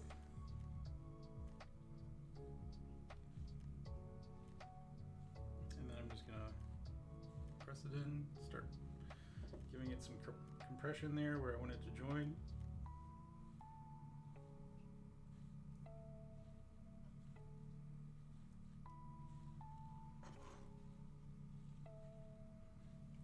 And then the handle falls like so. I'm just going to go around and fix the connection anywhere that it needs to be pressed in a little bit harder.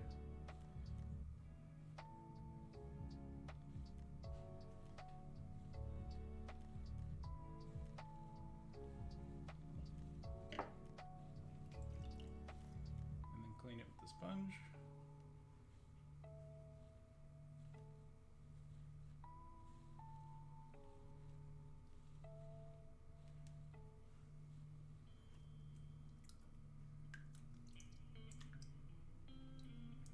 I'm just going to straighten it one more time, and then it's just rolled over like so.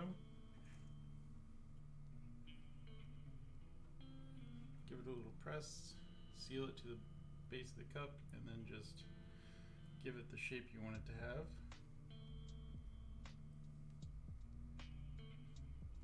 And then you pinch off the excess, so, and get our nice little handle.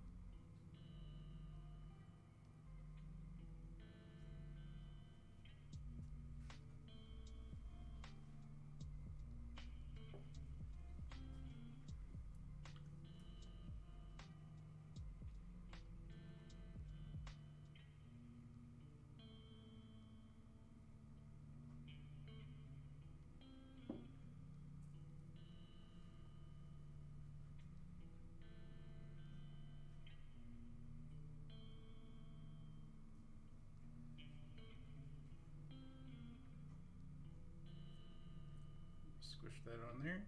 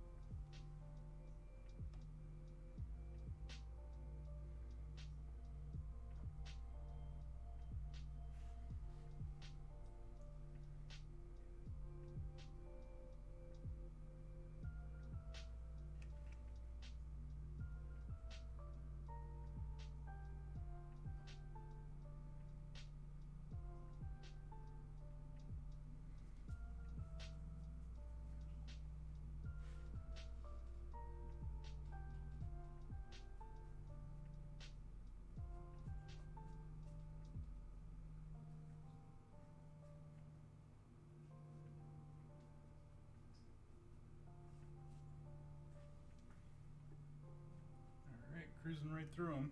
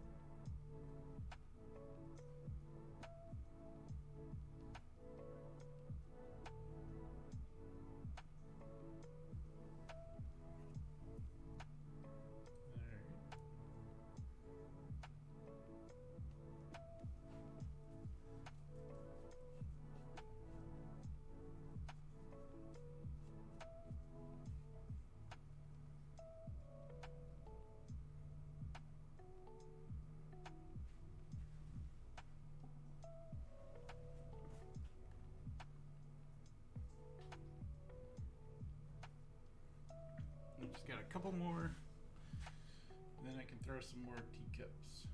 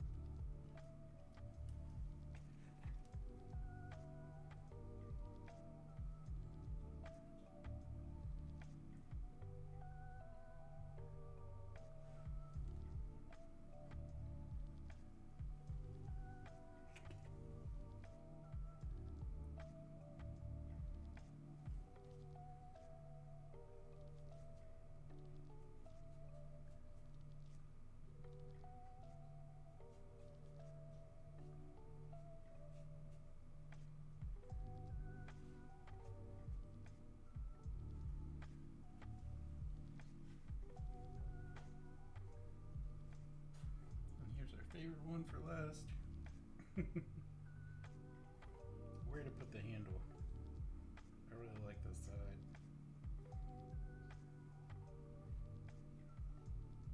Put it here.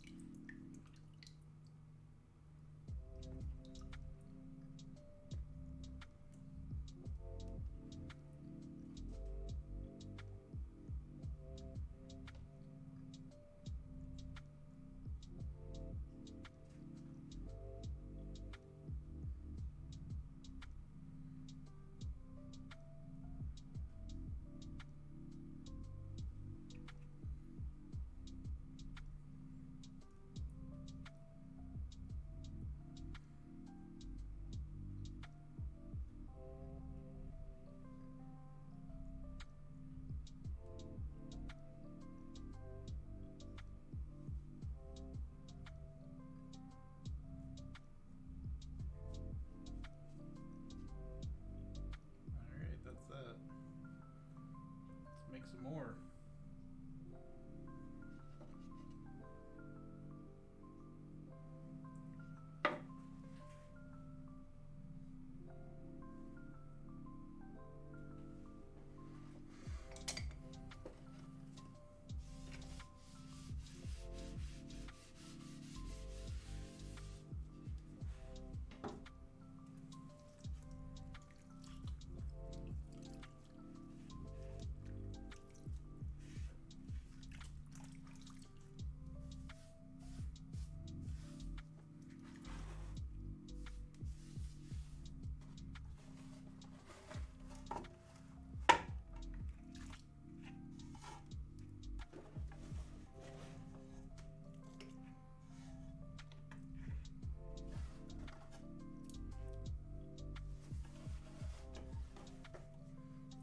Some fresh water, and then we'll throw some more pots.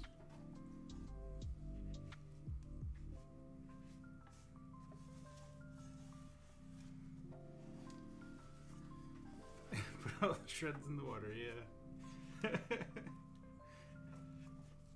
Sometimes I let them dry out separately, but I just wanted to clean it up real quick, so.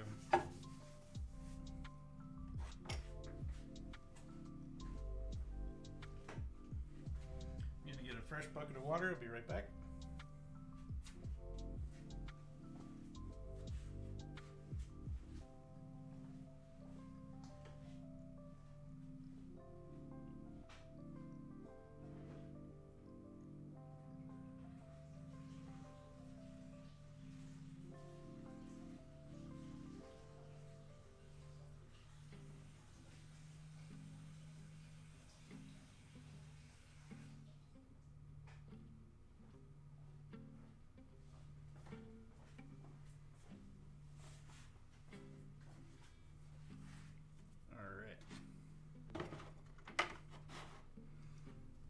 Yeah, Gumby, a lot of the time I let them dry out completely, and then when you put them in the water, they just kind of dissolve into a mush really well, so you can recycle it pretty easily. But I'm just gonna emulsify. I'm gonna take a immersion blender and just kind of turn all of that into slip anyway in a little while, so it'll be fine.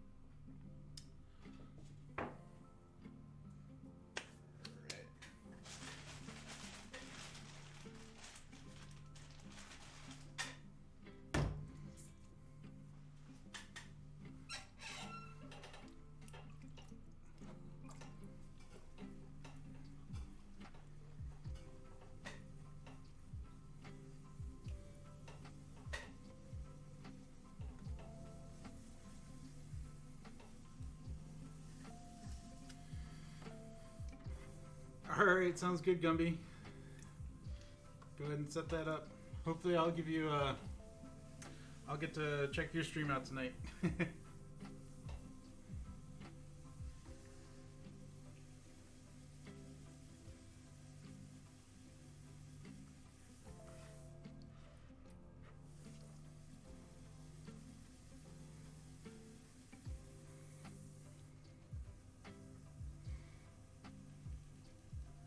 Alright, so I'm just gonna make some smaller teacups for this other teapot. Nice round bottom.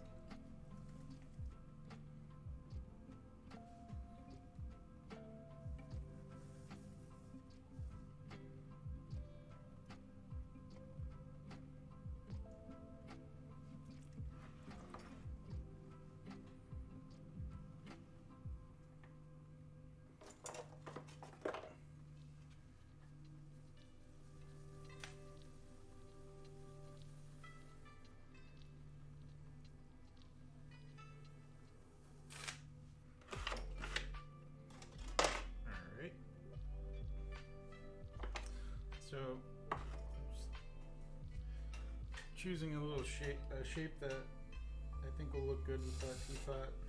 I'm going with a little bit narrower.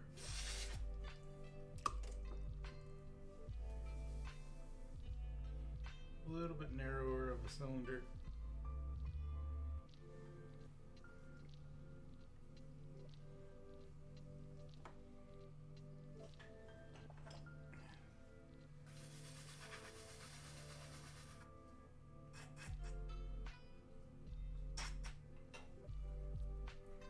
Foot on the bottom.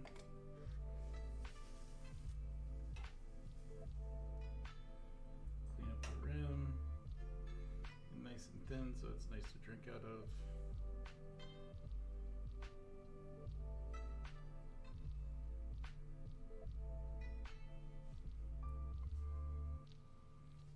There we go.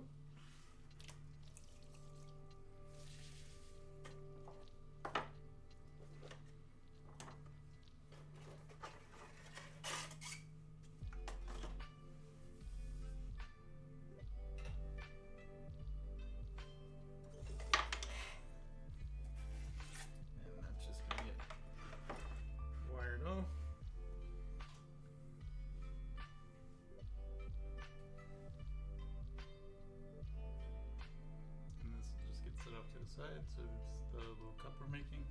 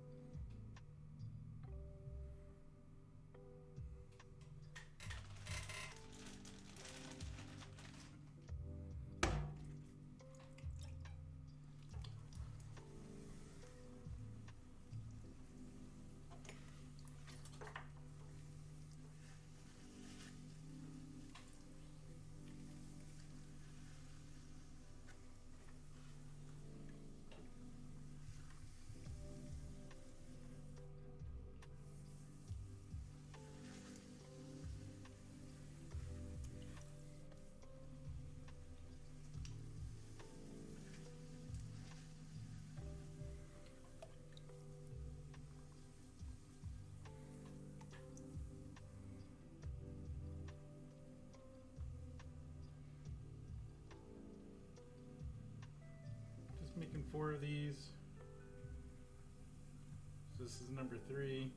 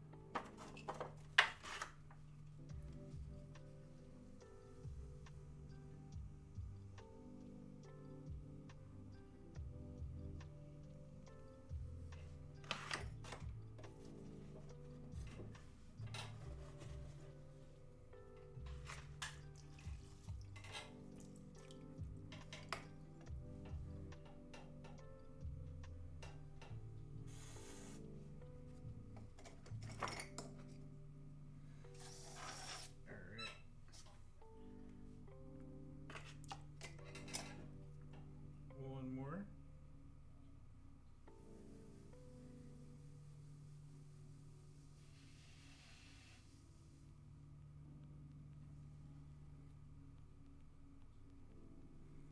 Just trying to keep that shape the same as the ones before it.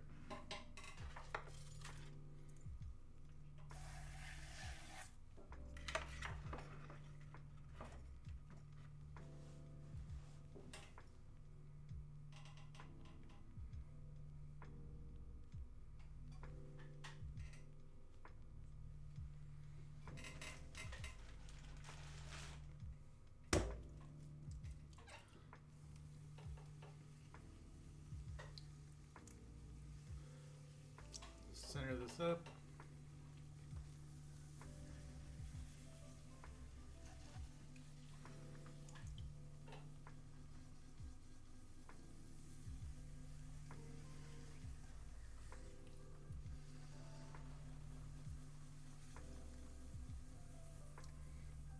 Open it. Give it a nice round bottom so it can be trimmed up. Start raising the wall. Comes into a narrow little cone. You want to start moving that clay in and up. And then I'm going to expand it a bit.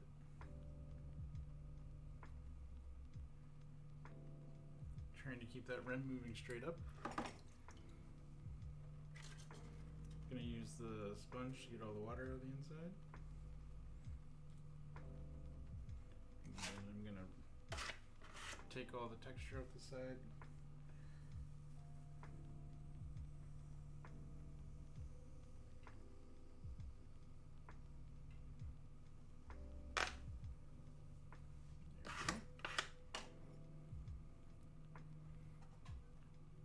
Make sure there's no water.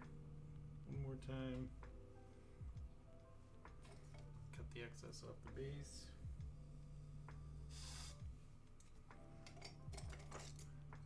Remove that clay. Peel that right away there. And then just kind of clean up that excess clay into a little foot.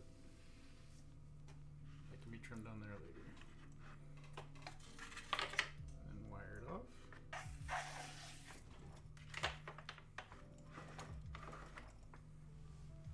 There we go, that's the 4th teacup for that set.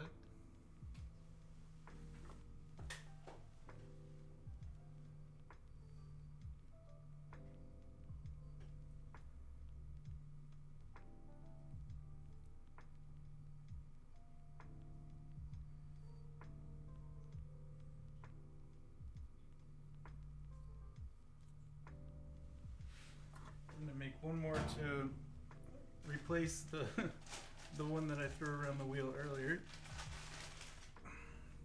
So it's a little bit more round in shape. And then I'll make the wavy ones.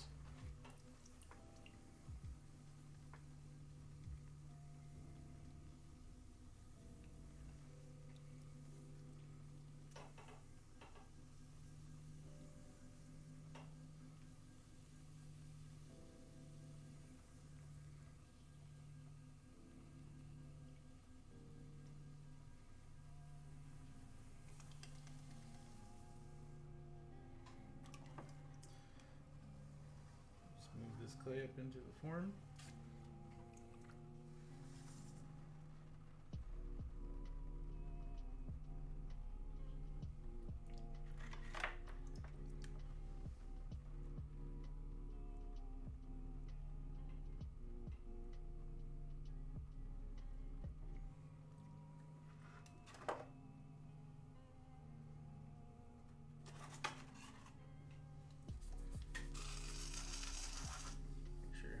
Foot, and then as I use the rib to take the texture off, I'm just going to expand the clay, and then I'm going to let that edge dig in right into the edge to give a little delineation between the lip of the cup and the body of the cup. Just thin that out a bit. And allow this edge to flare out a bit, and then I'm going to use the rib on the inside, just give it a little bit more expansion through the side, like so.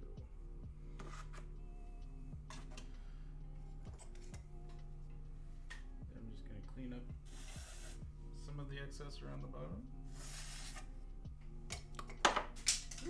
Hit it with a sponge and soften that lip and then wire it off. So that's a replacement for the one that got a little messed up earlier.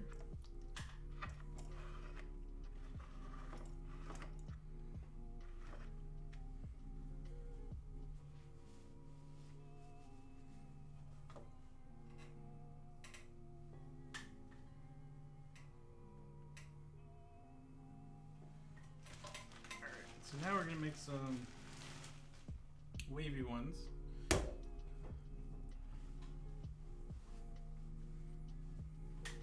To match this teapot a bit. So I'm going to put some of these lines going around the cup.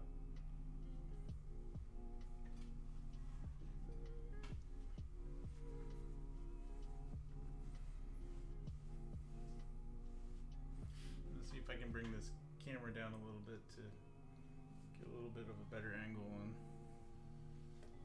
the side. Alright, we'll see.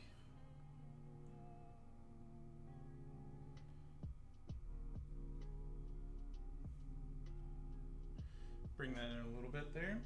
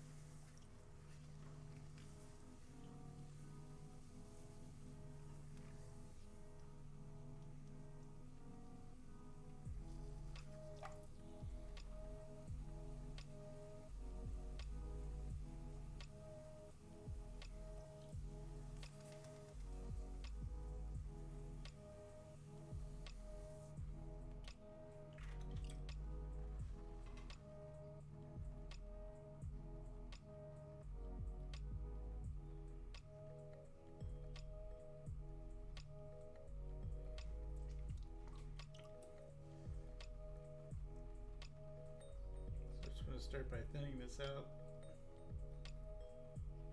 getting it as thin as I want.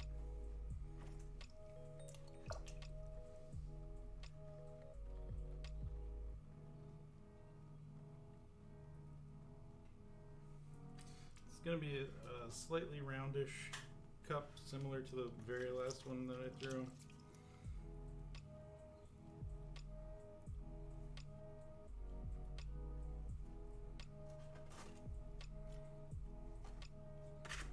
So I'm gonna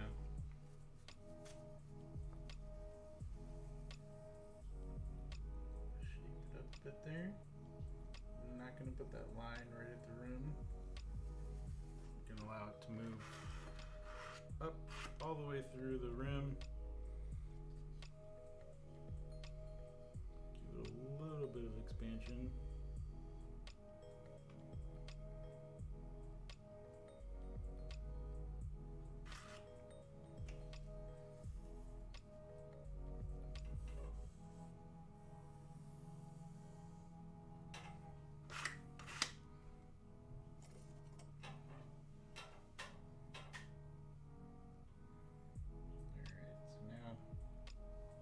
give it this texture. So I'm going to push in from the side, and then I'm going to move up in kind of like a wavy fashion.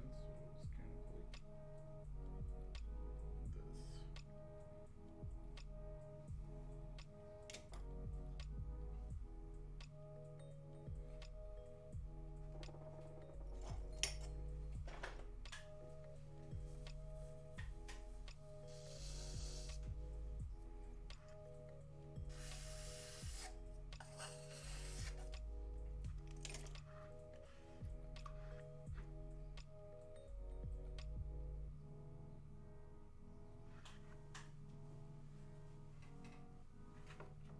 Oh, thanks, Mink.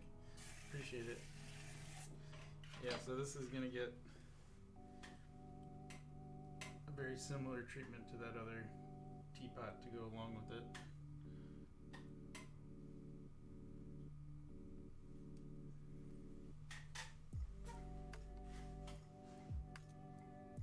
So I need to do a couple more of those for the set of 4.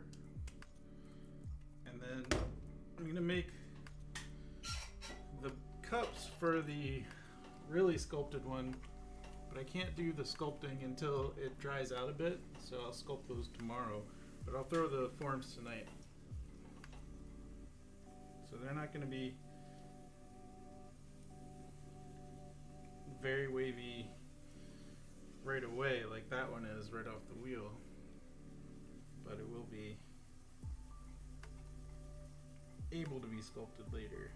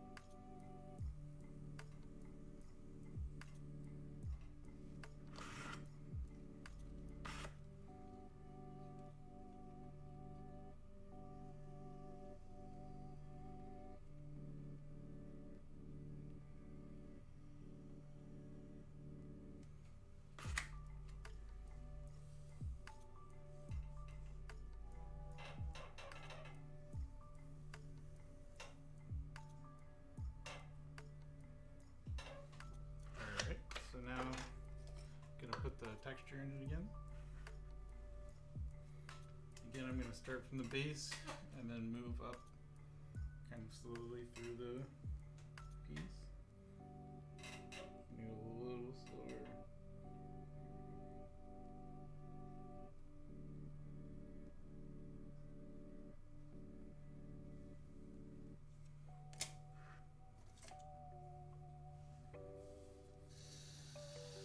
It's a lot of fun to make texture like that. It's very free, fluid.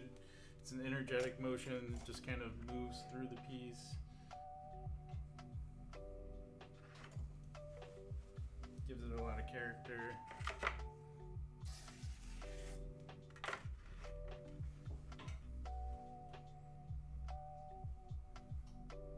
As you can see, everyone gets its unique markings. It's never exactly the same. I really like that side of it. It's really nice.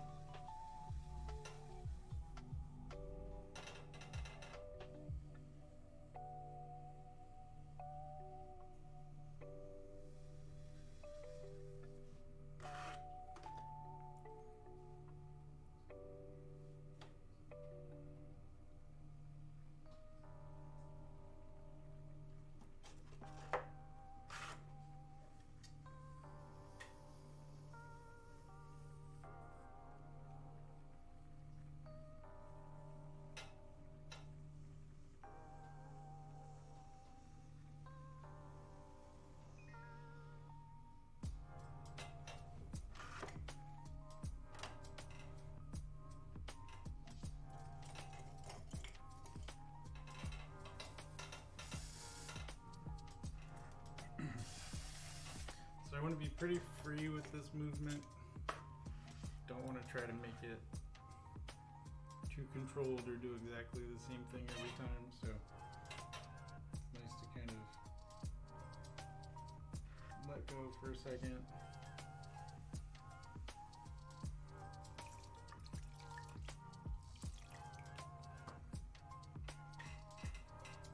Just let this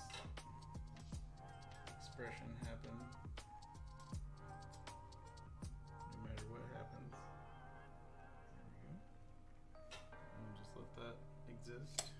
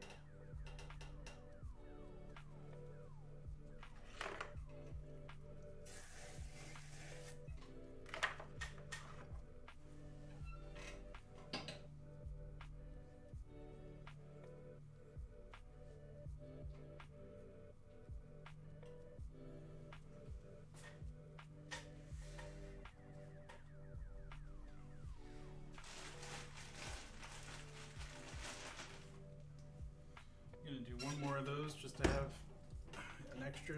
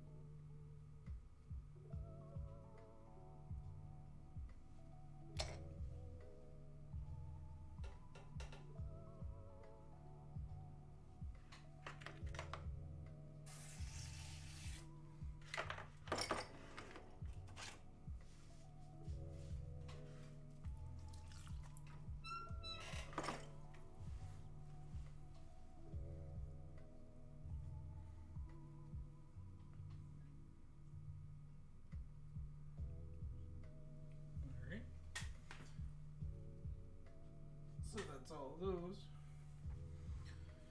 Now I need to make the base cylinders for the sculpted teapot. So I'm going to work on those.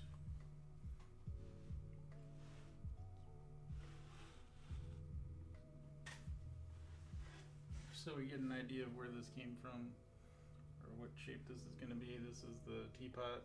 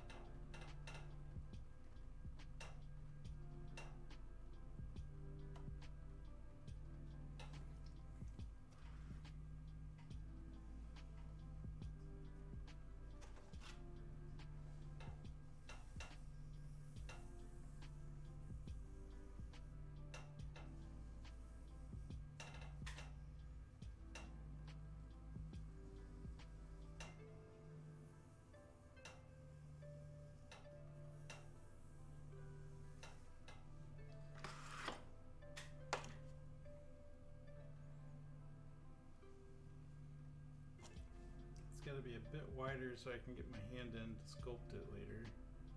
So that'll be a good shape for that.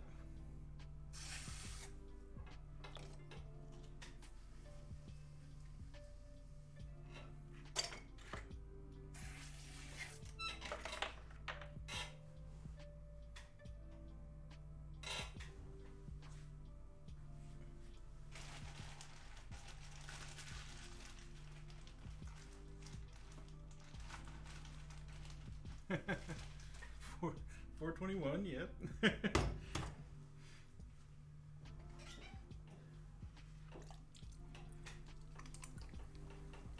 Feels like I'm working towards yeah, 422, right? Working up towards 2,000 a day. Production mode go.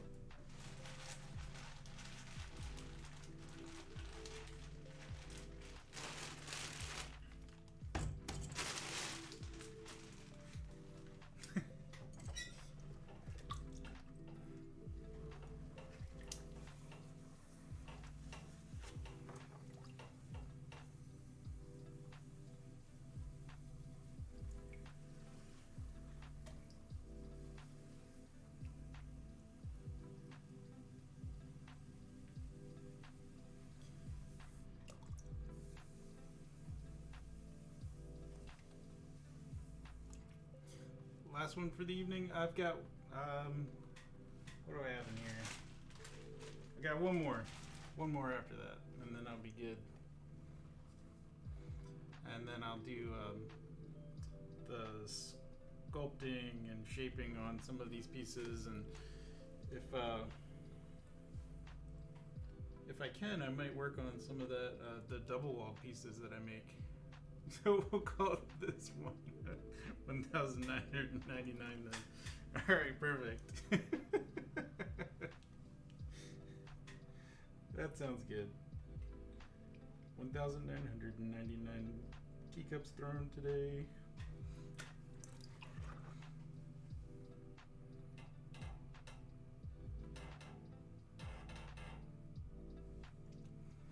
Sometimes it seems like it could be.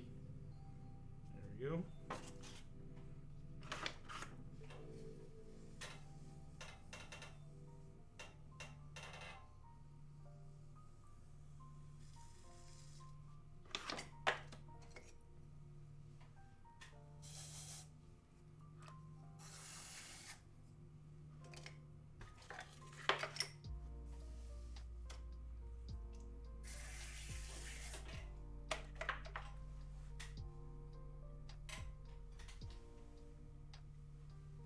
And uno más.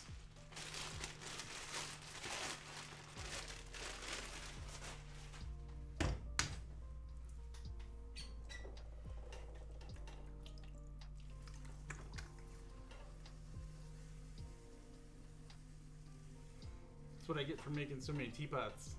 At least I know I'll have one turn out.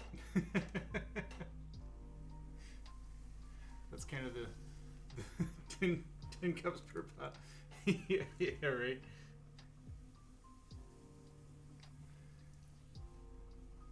I'm trying to just have 4 per pot, but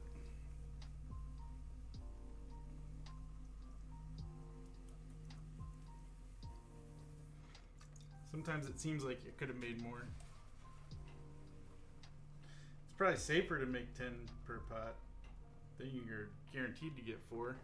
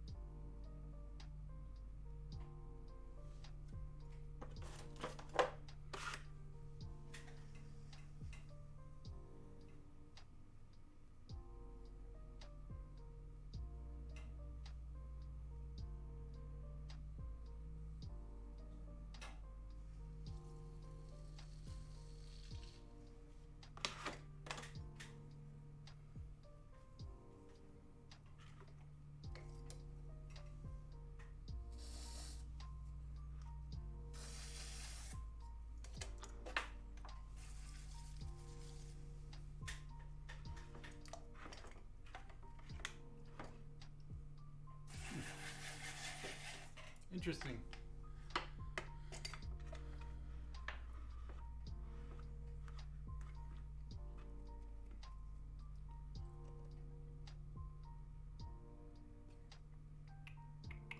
I don't see any drop. I don't see it's dropped too many frames or anything. The stream looks pretty healthy. I don't know what that was. I didn't notice it. Sorry if it froze. All right, so that's the that's those 4 teacups. Yeah, it happens. And so tomorrow I'll do some finishing work, do a little sculpting on some of these. Hopefully they'll be dry enough by then. And then I've got these double-walled pots that we can play with. I might try to do some carving or piercing through them, see how that turns out. So thank you all very much for hanging out this evening. Hope you have a wonderful night. Or day or morning or whatever time it is for wherever you're watching from. Have a good night, Guru. Thank you so much. And I'll see you again soon. All right, thanks everyone. Iron Leaf. Yeah, I typically raid her, so I'll probably go over there next. All right, thanks so much.